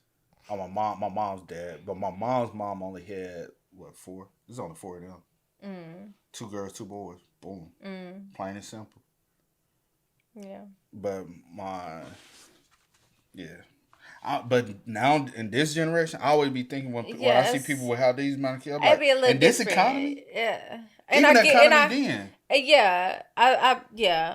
I get like people didn't look at it like, you know, like our grandmoms or granddads, like people that's born like in the like the 30s and the 40s and stuff like that, and you know, having kids, born in the 30s and start having kids, you know, early, stuff like that. Yeah. And most of their husbands was in the military, stuff like that. And you know, a lot of people's stories the same. Yeah. True that. But having kids, like, you know, it is looked at a little different. Not judging or nothing, but do you, like, whatever. God damn, how y'all that's do a lot it? of kids. Yeah. Large group of people. There's a large group of people who watch this show that could relate to the Duggars. So probably not the part where they need a whole school bus to transport the family to the grocery store, but a lot of people grew up in everybody can't go to the grocery store. What? It's too many. I wonder, did they not leave their kids at home? You got to understand, too, they was smaller. These were younger kids at that time when they first started filming. So, but also, the oldest one is they Josh. like to keep. And you got to keep eyes. You got to keep tabs. You know, I don't know how they operate. I don't know about this. All of them were homeschooled. Where they fucking meeting their spouses? Maybe church. Other, like, it's giving me what is it called? Or what is it? I don't know. Whatever they got. Whatever they call. I'm trying to think of what they call themselves. But yeah. What it's really giving me is a C. Give me a C. Give me a U. Give me a L. Give me a T. Give me a. You know what it is. That is a good question, but that's the only thing I could think of. I mean, is it giving you that type of vibes to a degree? I mean, one may look at it that way. Yeah, I guess. Yeah. But you know something, I didn't even think about that. That is a good question. Like, not like where they meeting them at. That's a good question. Because it's giving brainwash control. It's giving very community oriented. You know what I'm saying? Because that's how. Maybe we'll get more info. Yeah, but I don't know. We're conservative, strict, religious families, and either they're still in it or they've left it and they're watching the show with perhaps morbid fascination of what their lives could have been. Or there are people who aren't raised religiously and think that the whole show is very interesting because it's so different from their own way of life, but ultimately it still feels kind of wholesome. Like the biggest plot point of every episode is like, we're having a guest over. Now girls run 20 loads of laundry and ooh, how many cans of pickles are we getting at the grocery store? And now we got to teach one of the kids how to drive. It's like very slice of lifey. And as long as TLC edits out all the parts that they're probably being homophobic, transphobic, anti-women, anti-diversity, you get it, then it's going to stay wholesome. Now, again, like I said, when I talk about their wholesome family image, it's not because I condone any of some of their bigoted beliefs, and many of them still hold those beliefs. Yeah. I'm giving you a context on how they became famous and without further research, why people might watch their reality show and perceive them to be wholesome. They were literally marketed that way. Christian family trying to navigate the world. It'd be like, Duggars go to New York City for the first time.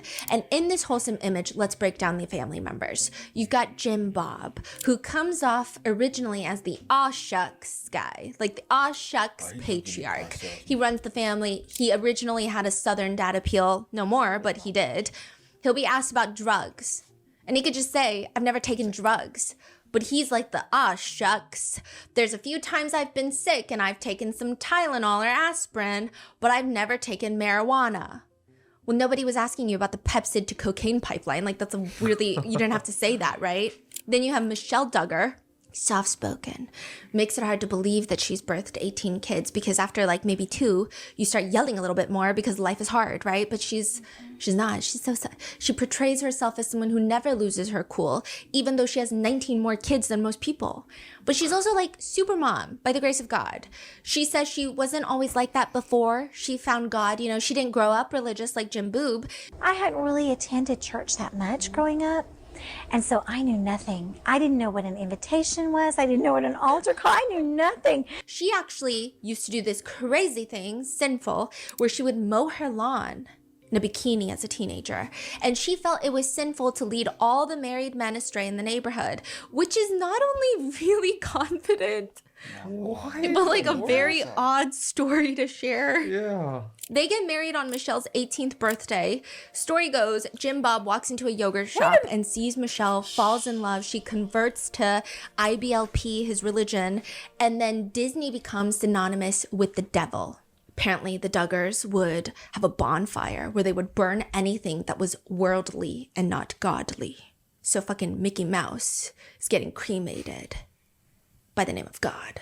Okay. And again, I just want to make it like abundantly clear. I think religion is one of the more beautiful aspects to human life and existence, though I'm not religious, and that probably is like due to my own personal upbringing. But I think that most people who are in some sort of faith-based life, a lot of them are some of the sweetest people, and they support gay rights, women's rights. They support all of that, and they're just living life, going to temple, church, synagogue. But he's weird. Okay, so this is not me poking fun at religion. This is me poking fun at Jim Boop. He says, they also are not allowed to dance. Jim Bob says, we try not to shake body parts to draw attention to our bodies. So the two of them, they go on to have their very first child, Josh Duggar. My name is Joshua Duggar. They called him the little governor. So Jim Bob eventually gets into politics. Josh Duggar would follow his dad to the Capitol in Arkansas and meet with all these politicians. He would even later join the Family Research Council, like I said, the highly, highly political right-wing group. His on-air persona at the time was role model eldest golden boy, responsible, charismatic, into politics. This is the prototype for what every Duggar kid should strive to be. He's the first to get married, but even then his relationship with Anna Duggar becomes like a huge storyline for the show. The show leans so heavily into Josh Duggar being Jim Boob 2.0. He's going to be a great family man. He also ironically sang the loyalty song to Anna during the ceremony, during their wedding. Yeah. There's this one scene in the show though. Josh doesn't want to move. So they're all sitting at the dining table and Josh doesn't want to move. He's holding one of their babies and Anna is pregnant with another baby. And she's like trying to get behind him and he's like, oh, he like makes a half-hearted attempt to move his chair. He's like, just doing this. And then Anna, she decides, oh, don't mind me.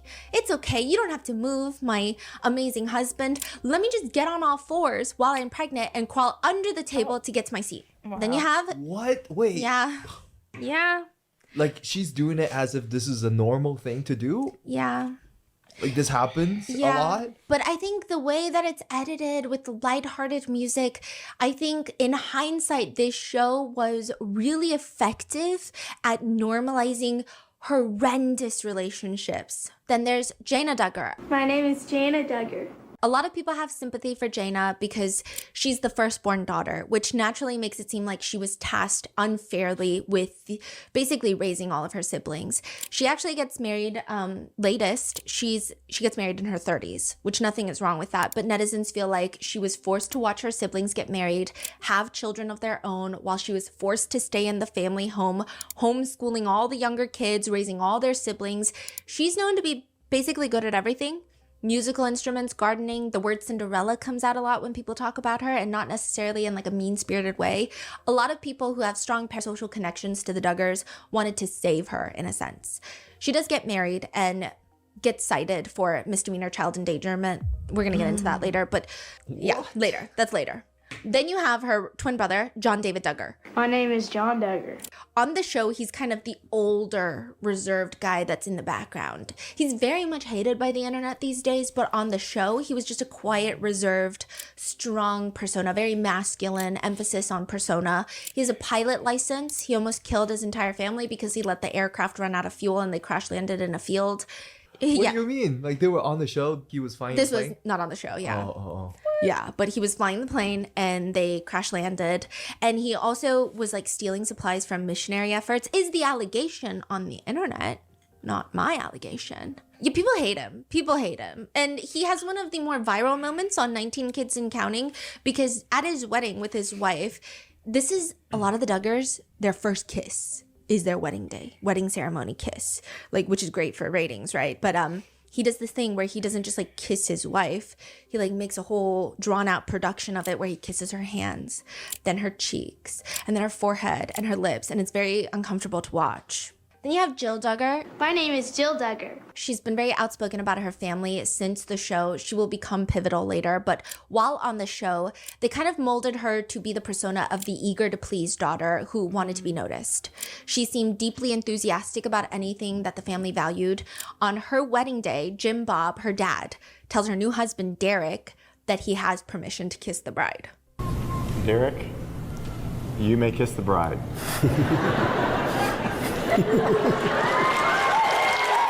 Jessa? Y'all weird. My name is Jessa Duggar.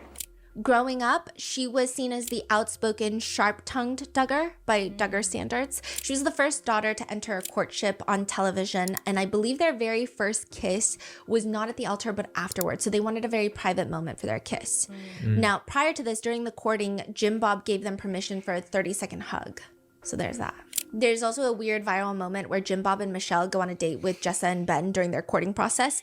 And Jim Bob and Michelle, I don't know if the Holy Spirit compelled them to do this, but they're mini golfing and they're like, here's what all the fun you can have when you get married. And they're just like dry humping on the mini golf course. They're like, who? Jim Bob and Michelle.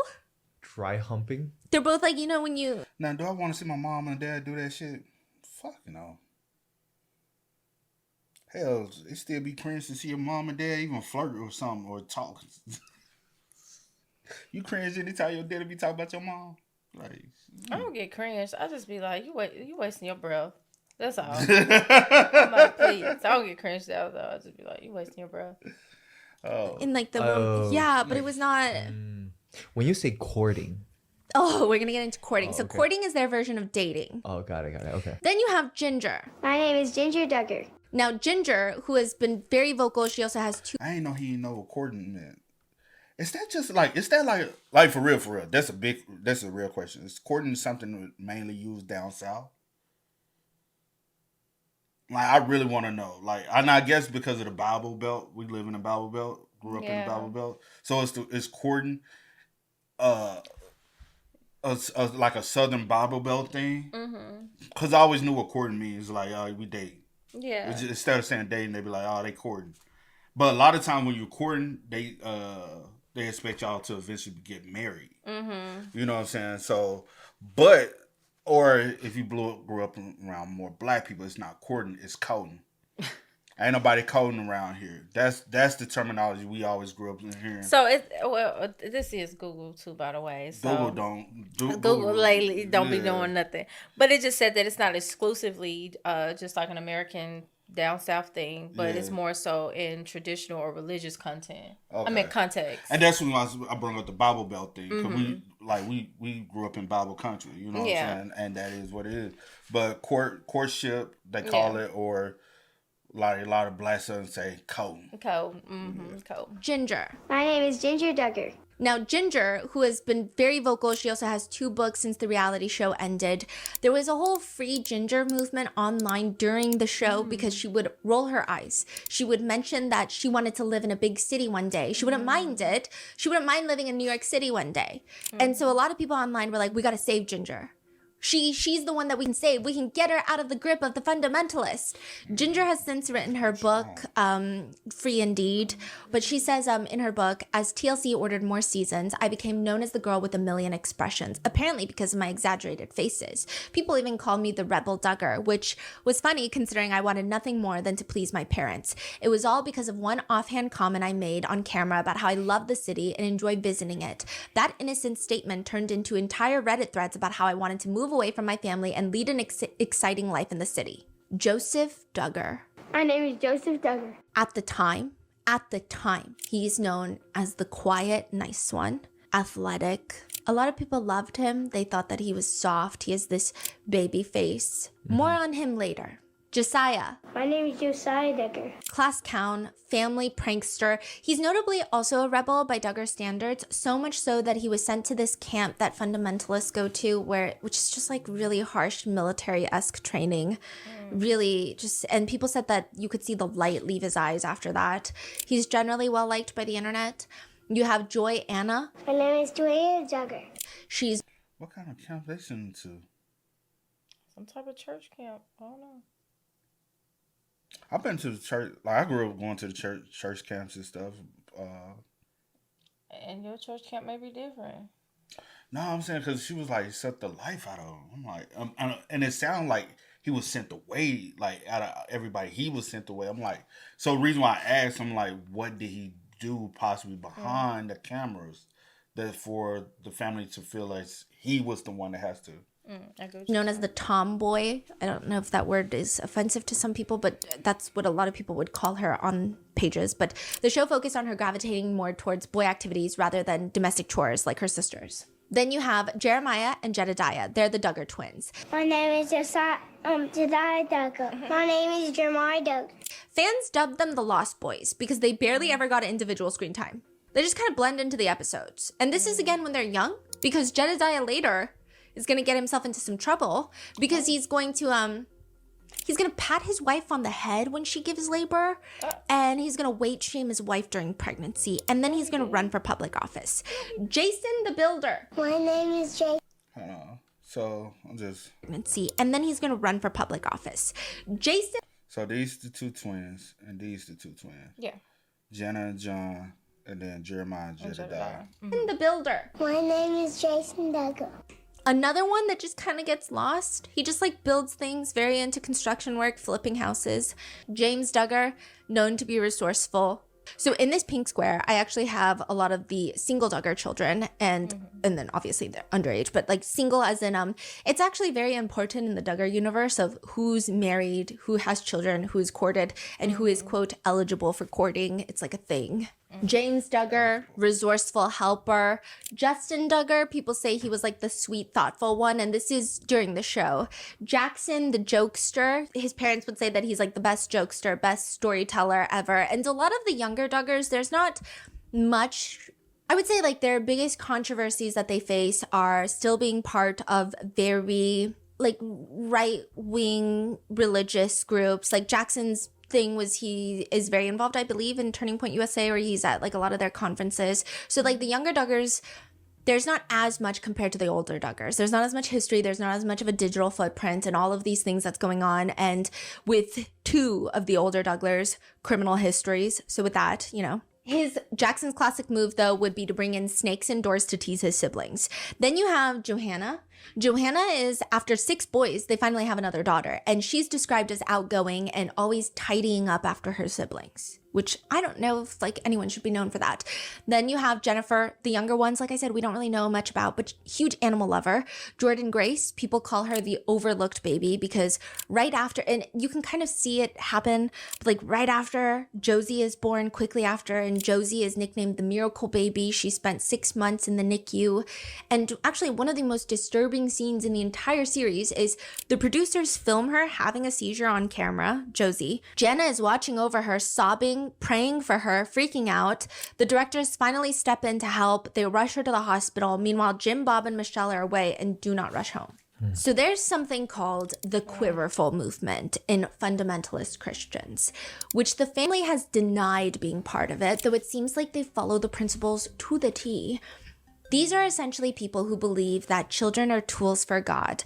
They invoke God's word. And that's really the only reason to keep having children beyond conventional desire. Therefore, if you have a ton of children, you are blessed by God and you should keep having these kids because that's what God wants. So for it, like family planning is frowned upon. Any sort of contraception is frowned upon because it's God's will. Like if it happens, it's God's will. And if you follow that logic, you can see how forms of birth control can start becoming demonized. There have been lots of controversial statements made by people in the quiverful movement who liken birth control to murdering children.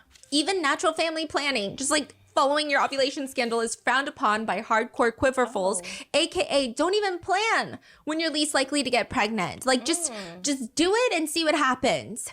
A woman's body is meant to be a living sacrifice. Yeah. To having kids. And that's why a lot of people will track the Duggars' kids. So they want to track, a lot of internet people like to track how many kids each Duggar child has because that gives them an indication of how deep in the fundamentalist religion that they still are, because not all of them have spoken out. Does that make sense? Spoken out about Oh, like just Duggar, the whole scandal and what they believe in. Yeah. So they can tell by how many kids is how much. How deep they in. So we go here, Josh, which we already know was very deep into it. Now it looks as though Jessa is very deep into it. Keep in mind that I'm just going off of the. Okay. We just hypothetical. Okay. But Jill, who has spoken out, she only has 3, right? Yeah. But Joseph has 4. We know a little bit about him. Josiah has 4. But she also said something about her too. But she was one of the ones who got married later. So we don't know if she's in her 30s getting married. She might just be fresh into getting her family started. But then you got Jedediah over here with 4. Jackson seems like he's very deep into it, but he doesn't have a spouse yet. Yeah. So we're going to find out years come. Okay. Much they're still following this. It's juicy. Yeah. I see. If you are a man who had a vasectomy, you should go and reverse it because you can't cut off children. You owe it to God. In the quiverful movement, there are people called reversal babies, where husbands would reverse their vasectomies, then go on to have a child, and they were known as reversal babies in the communities. Is that good or bad? Like, they would all hang out with themselves, apparently, and they liked it. Some people, like, really wanted... I was on Reddit. I was so deep in Reddit, and they would, like... I think they would lie that their dad had a vasectomy, undid it, and then they were born to join, like, reversal baby cliques in churches. Oh, wow. Weird. It's become like a religious, societal, right way to live life, even political type of movement, the quiverful movement, with people who leave these communities writing. Quiverful movement people, they think that they have the numbers. They're going to be able to control the fate of the government for cultural and technological ends. A lot of women that were part of the Quiverful movement have stated that they aren't afraid of dying during childbirth because a lot of them are warned against additional pregnancies. Like, if you've had multiple babies, the doctors will be like, this is not safe. But one states, I really believe that I wouldn't die unless God willed that I die. And if he did, then I would accept that. It's a pretty controversial movement, considering it leads families to have a lot of children that they cannot feasibly care for emotionally, physically, financially. A lot of people in the quiverful movement are living in poverty. There's food scarcity. The children are growing up hungry and anxious. But a lot of them argue, if God wants you to have a certain number of kids, he will find a way for you to provide for them. And Jim, Bob, and Michelle, whether they like it or not, they become the face of the quiverful movement. And it's really not fair because they're multimillionaires making tons of money off of this reality show, this TLC reality show. And there's no more food scarcity in the house anymore. Meanwhile, what they're advocating is leading to food scarcity amongst children in the United States because their parents are falling into the quiverful movement. But the reality show doesn't focus on that. They focus on the fact that all the sons, like, they would run marathons in long pants because shorts are bad, shorts are banned. They would risk a heat stroke. That's really? Yeah. Do they swim? Yeah, so the girls, when they said risk a heat stroke if I'm wearing shorts. No, risk a heat stroke by wearing pants because they're not allowed to wear shorts. Sons in long pants because shorts are bad, shorts are banned. They would risk a heat stroke. That's really? Yeah. Do they swim? Yeah, so the girls, when they go to the beach, they wear long skirts, which I think is like a pretty huge safety concern. Long skirt, and the boys wear long pants? Oh. It actually becomes Do they wear shirts? Yes. It actually becomes a huge scandal when one of the elder daughters wears pants. It becomes like a huge thing. Really? Which one? They all started wearing pants. Jill, Jessa, and Ginger. In the Jill show? and Ginger. Not in the show, but later on. Yeah. So what if they see other people shirtless on the beach? They probably scream Nike. Yeah. And they had the infamous tater tot casserole, the Duggar family tater tot casserole. You cannot separate the two. They didn't like invent the tater tot casserole, but they probably ate it every week. It's cheap, it's easy to make, it's filling. You get frozen tater tots and then you add like cream of mushroom soup, sour cream, all this. You make a casserole. People thought that the Duggars loved it so much to the point that I believe they refused to eat it for like 3 years because everywhere they went to visit anybody, they would be served tater tot casseroles. Wait, I'm sorry. Why is tater tot casserole a scandal? It's not a scandal. It just becomes like a huge part of their lore. Oh. Yeah, like they make tater tot casserole and they love it, and then now everyone thinks they love it, so everywhere they go, they're served a tater tot casserole, and then the kids are like, I fucking hate tater tot casseroles now. They finally came out to say we actually hate that. Yeah, one of them said like we couldn't eat it for 3 years because all we did eat was tater tot casserole because everyone thought we loved it. Yeah. Okay. Then there's a part in Jill Duggar's book where she says that her family would role play different scenarios on what to do to stay as far away from sin as possible, to hold the devil with a 10-foot pole, right? They would practice.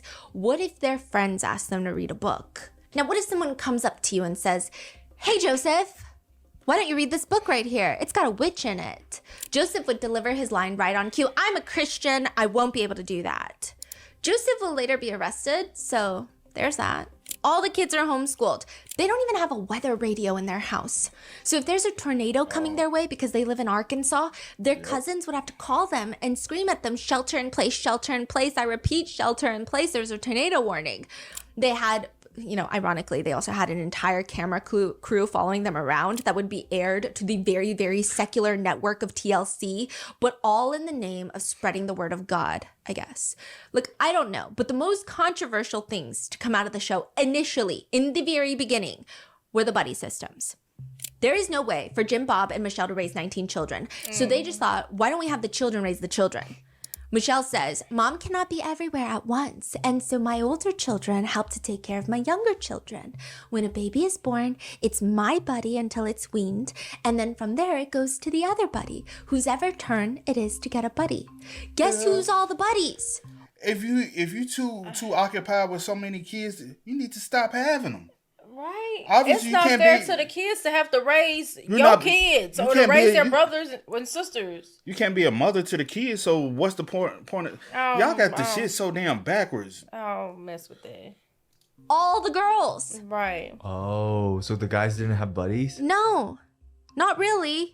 I mean, like, they compare all the girls' tasks, so all of them have to pull their weight in the house. And all the girls, they're doing like 10 loads of laundry, they're cleaning all the rooms, they're doing this, and the guys are like, well, today, on my list of to-dos, I have to feed the dog.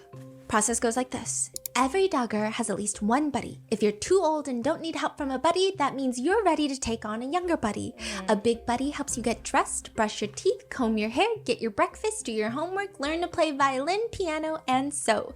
They're there to pick you up when you fall and keep track of you when you're out and about.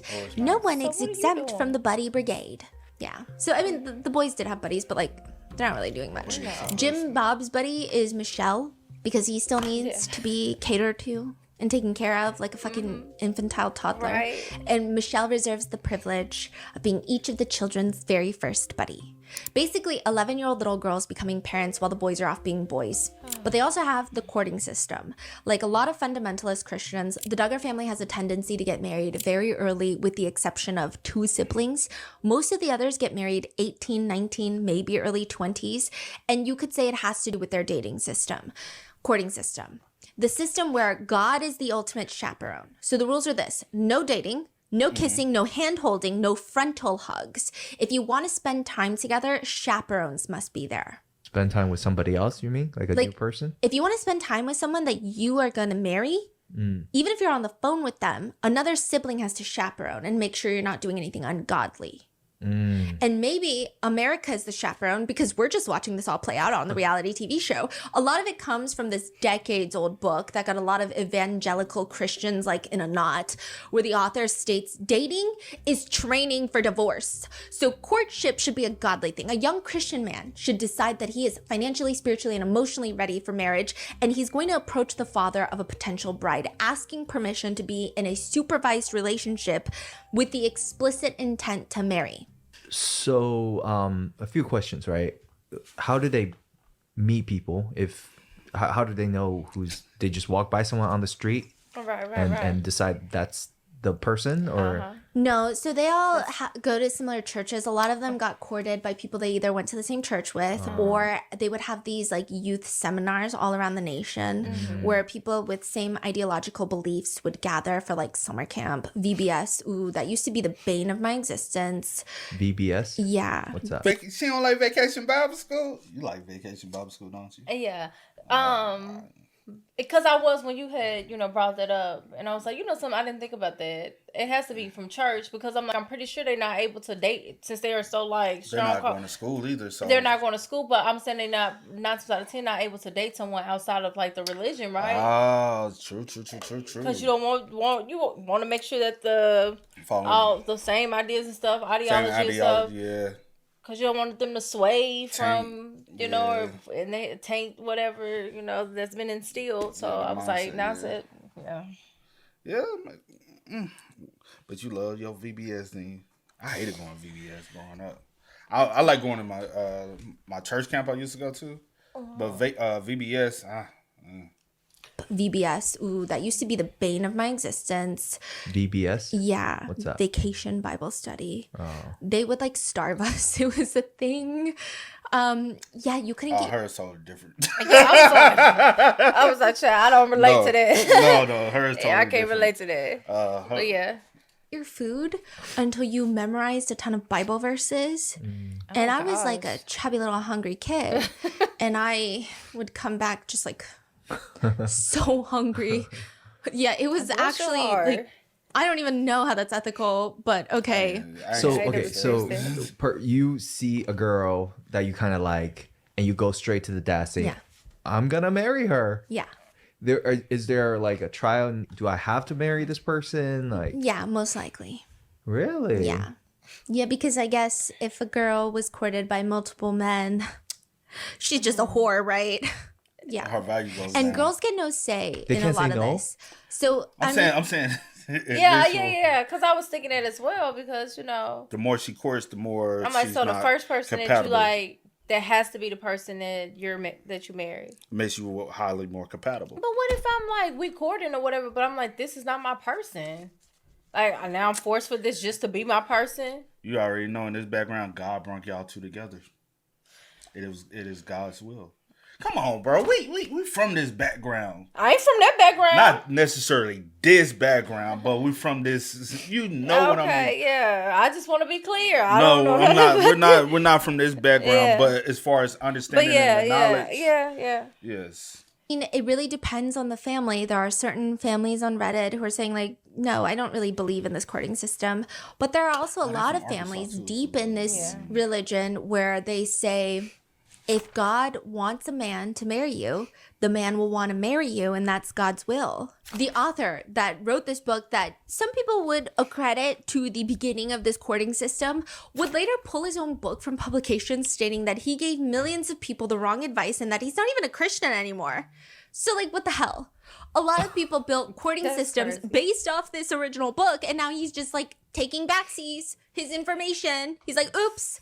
But the Duggars, they had their own little spin on it. Apparently, Jim Bob, who a lot of people, like I said, call Rim Job, would have potential suitors for his daughters fill out 45-page applications, questionnaires. Which, you know what, is not the craziest thing in the world. I feel like that's something I would do if I had a daughter in this world. However, the questions aren't even good. The questions are not even good. There is an alleged leak version of it online where some of the questions, some of them are completely valid. Like when someone gets married, do you have any financial debt? If so, explain the extent and circumstances. You should probably know your partner's credit score before you get married. Okay, yes, that's fine. But other questions are just weird.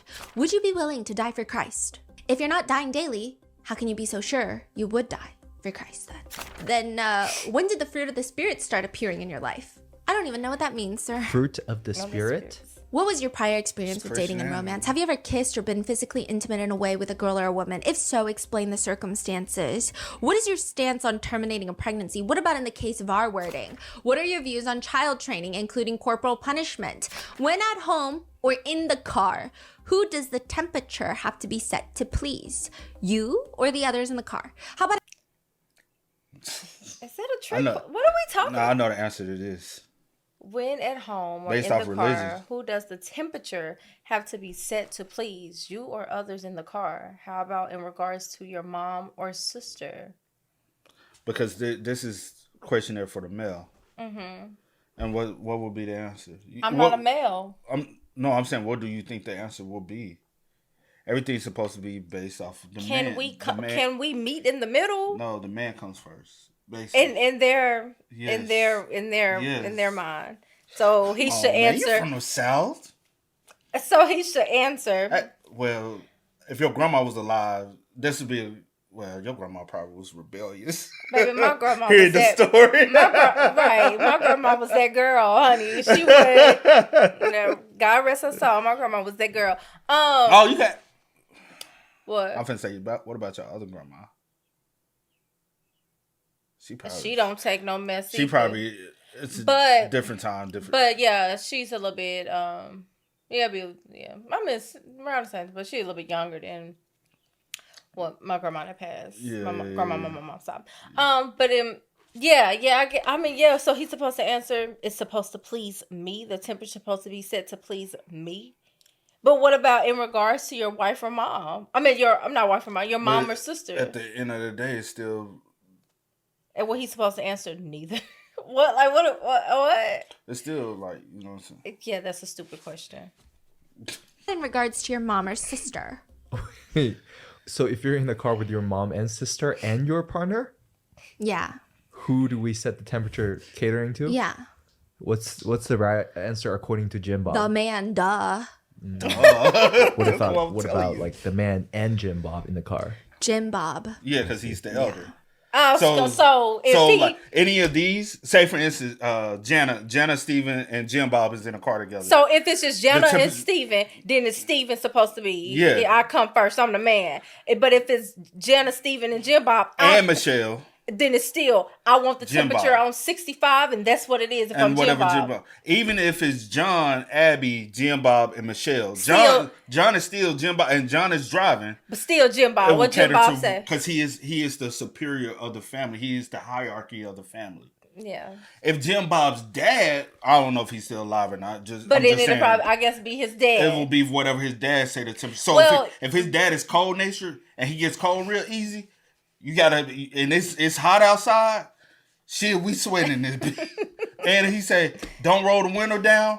It's a sauna in this." You know, I've never had that issue in a sense as far as like this being like that's Southern tradition. No, that's not what I'm saying. I'm saying I've never had this on paper where I had to.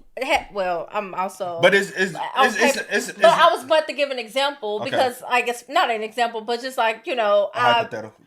Not a hypothetical, but like something that like actually happened. Like if we all in the car, but it was all women though. But it's still. So if it's all women, then from there it's based off of seniority.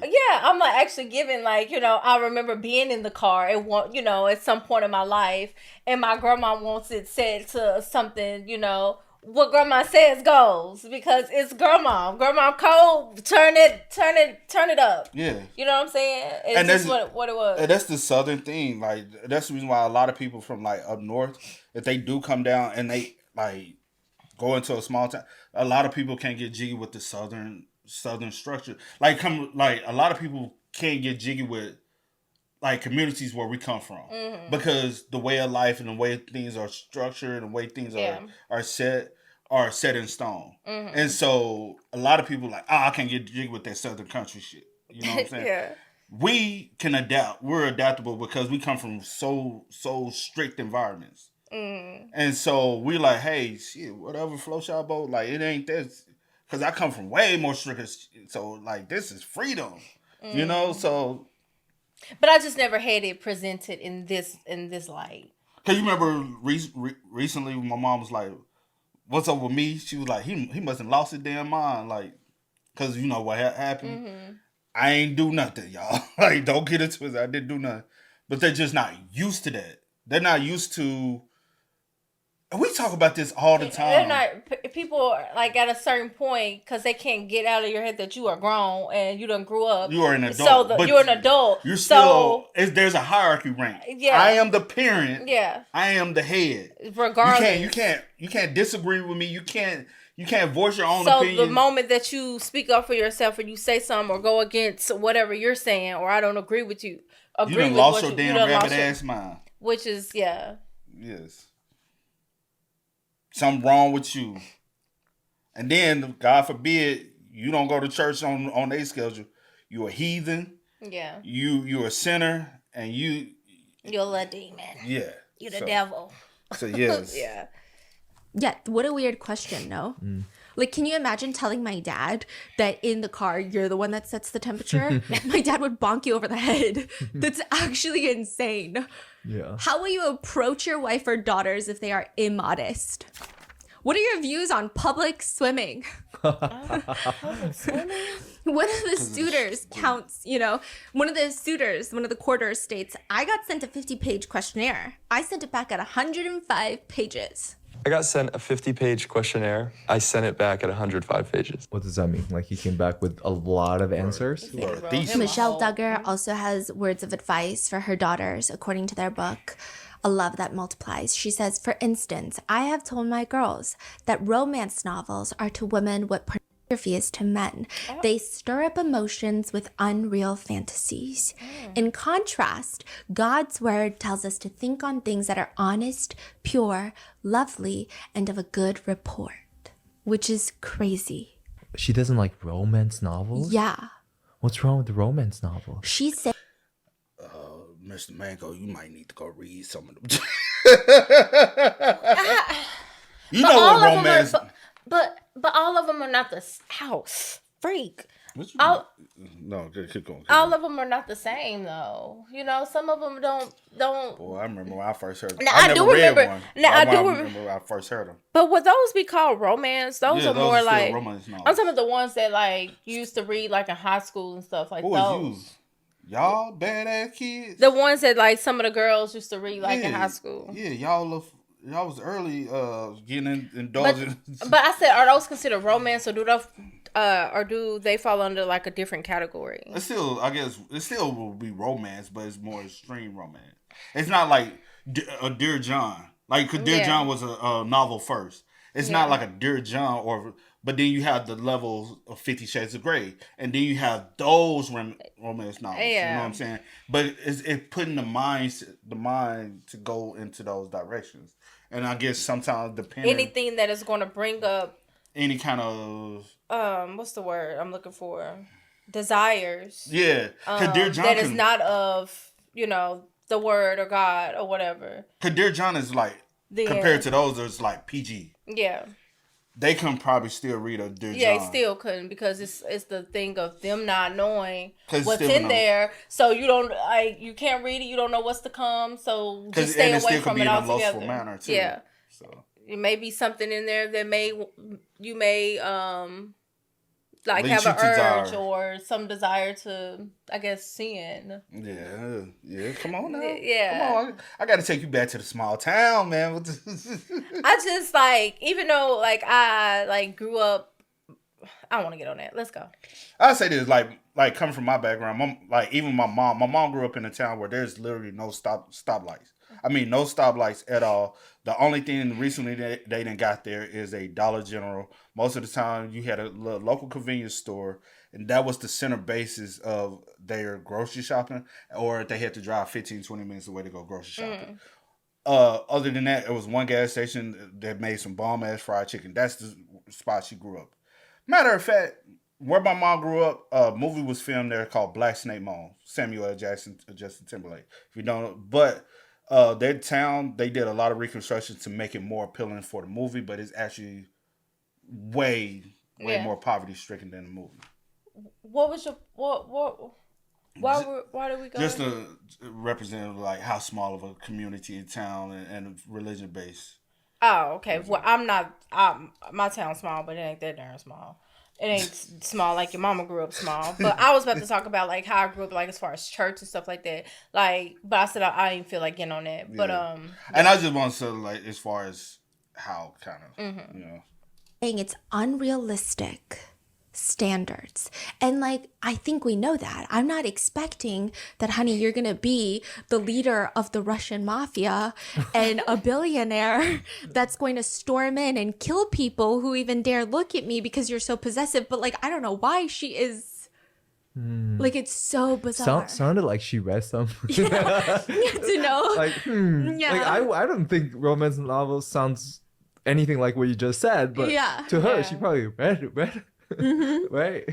Exactly. And her romance novel is probably like the diet romance. Hey, you never know, because some of these guys, they say one thing and do the other thing. What you said. You never know. What you said. Michelle, I want to know. I want to know your read on Goodreads, okay? And from again, a reality TV standpoint, we love Love Island. We love Love is Blind.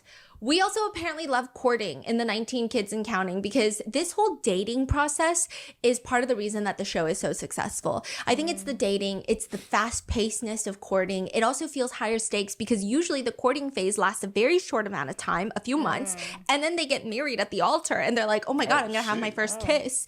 I'm gonna like have a kid. And the cameras are everywhere. We are the unpaid chaperones. Wait, so all of these You said what? Nothing. people, we see them start courting on the show and they get married in a couple months. On the show. And there's no divorces so far? Nope. It's Really? Against, Even when there it's are against the Religion. The religion. And no divorces in this type of religion. It's frowned upon. Is because even when we first started dating, you know. Anyway, yeah. That was a whole lot. I feel like a lot of times, and like he said, a lot of times people be like, so, oh, I'm religious, or, oh, I'm just so holy and sanctified. And they do one thing for the mass majority or in the eyes of people, but they are totally different behind closed doors. And a lot of people hide behind religion. They hide behind, and that's one of the issues that I have, as far as like you feel like you have to, like, you know, this perfect image or whatever the case may be. But a lot of times people be really, you know, a wolf in sheep clothing. Yeah. I can't talk, but I just see it a lot with like stuff like this. But whatever.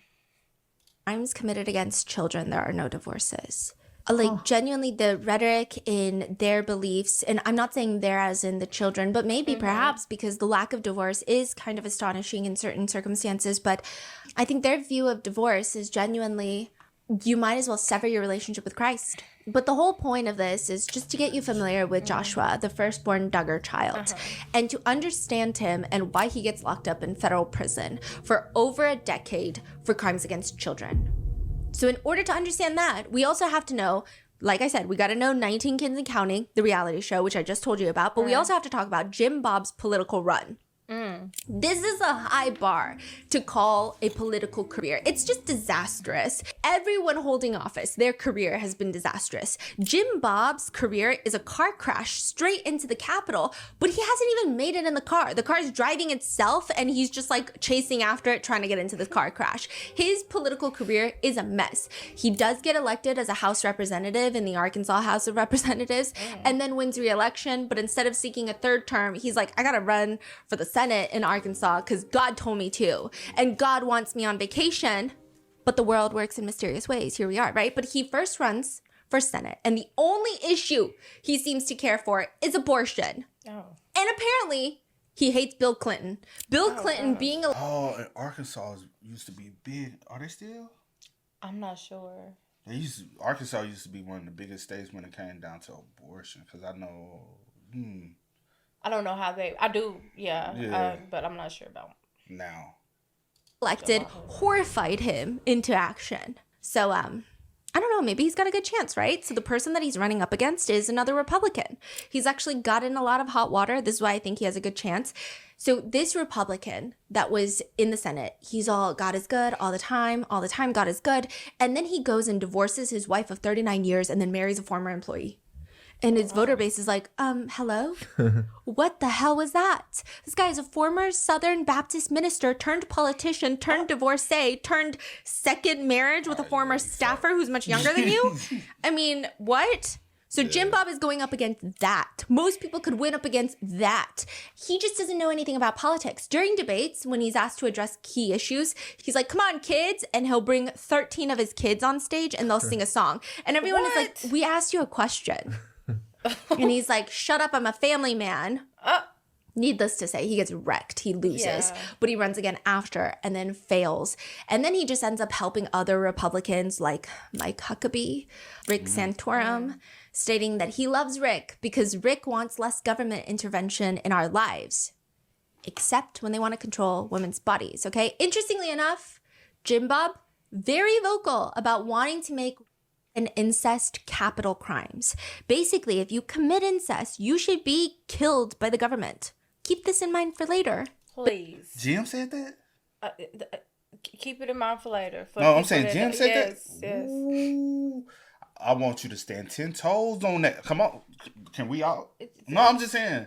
Jim, I need you to stand 10 toes behind it no matter who it is. No matter who it is. But he also tries to outlaw anyone from under 21 becoming a midnight ballerina. And it's just like, it's like a mess of a political career. And if you think that Jim Bob has very anti-everything values in politics in Arkansas, there are two Jims in politics in Arkansas with these beliefs. You got Jim Bob and his very close best friend, Jim Holt. So Jim Holt is going to be important, okay? Jim Holt has a lot of similar beliefs to Jim Bob. He and his wife, Bobby, have 11 kids. And Jim Holt has won a seat in the Arkansas House of Representatives where he co-sponsors a bill that would require public schools to state that evolution is an unproven theory. He's also homophobic. He said that, quote, if my own mother voted against the federal marriage amendment, I'd be campaigning against her.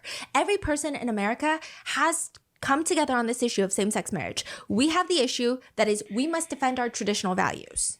He also said for Roe v. Wade, it is a terrible decision and should be overturned. If we truly care for the women of our great country, we must end this cruel and gruesome procedure. Depressing, yes, but Bobby Holt, the wife of Jim Holt, says that she's known the Duggars for decades. They're all in politics and they all go to the same church. They do Bible studies and ski trips together, and the Duggar kids apparently call her Auntie Bobby Holt. It would, only make sense, right? That their children would eventually court each other. So Joshua Duggar was originally not, by most people's beliefs, going to marry Anna Duggar.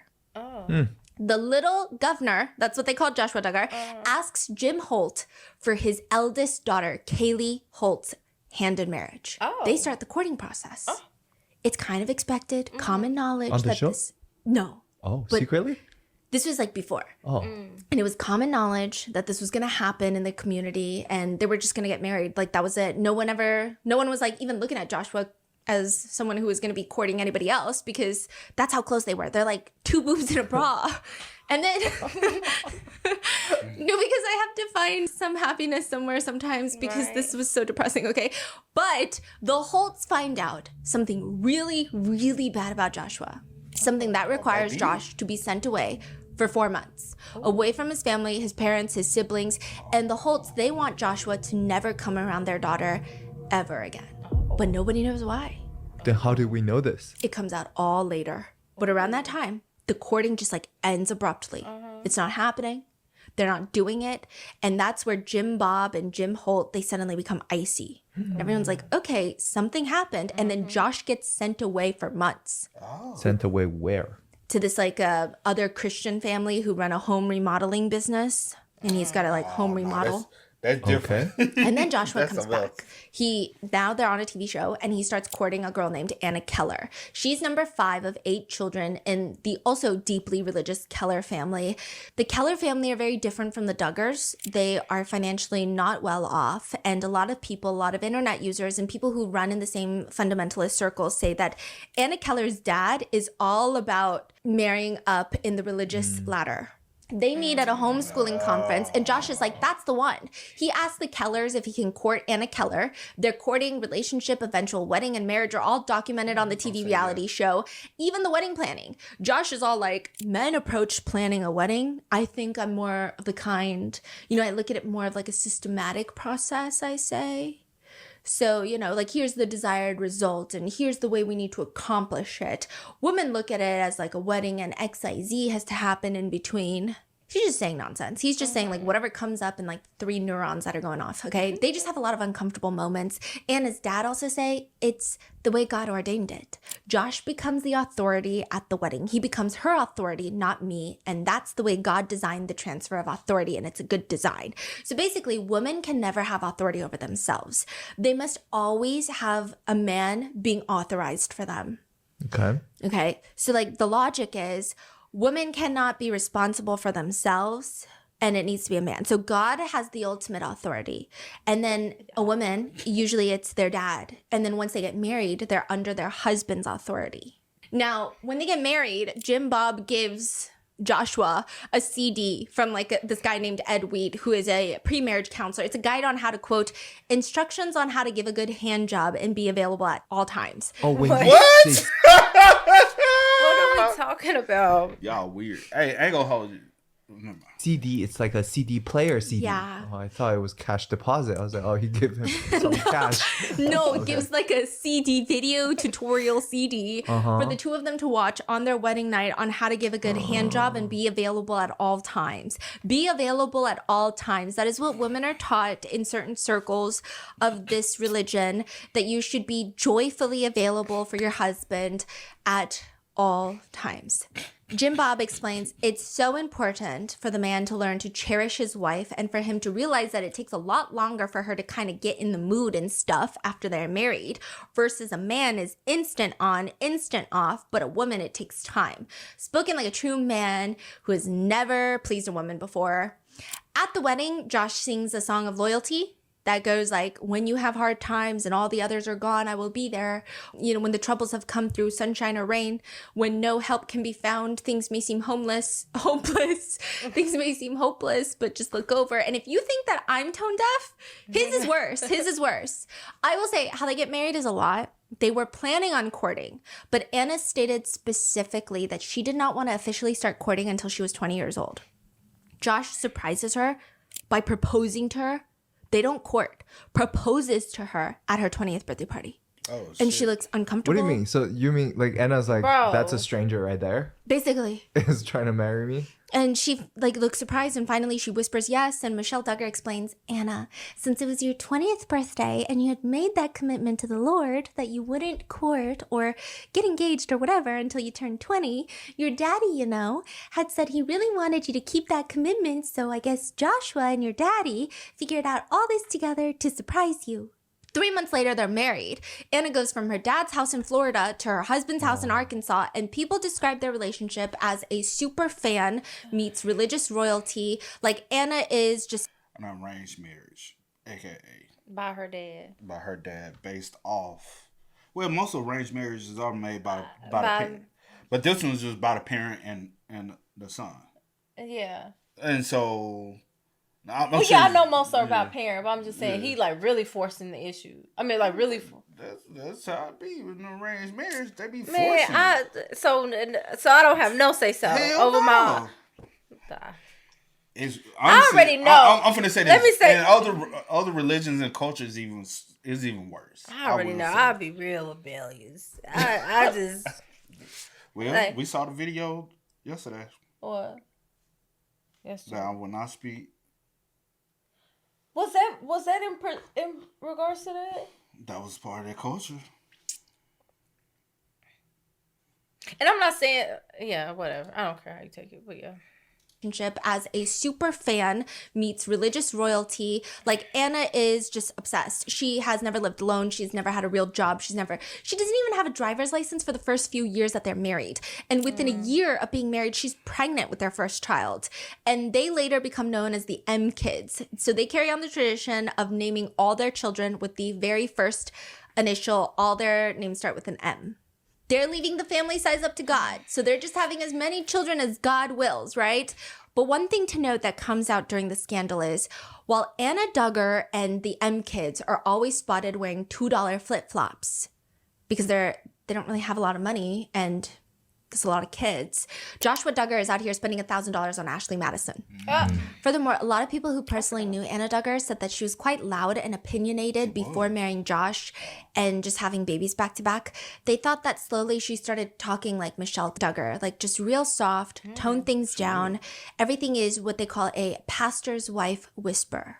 They even used covenant eyes. So Anna was Joshua's accountability partner, but somehow he bypasses that to get on Ashley Madison and OkCupid and watch explicit videos, which is the whole point of the covenant eyes. But Anna stays. A lot of people feel a lot of sympathy, but they thought it was predictable that Anna would choose to stay with her husband.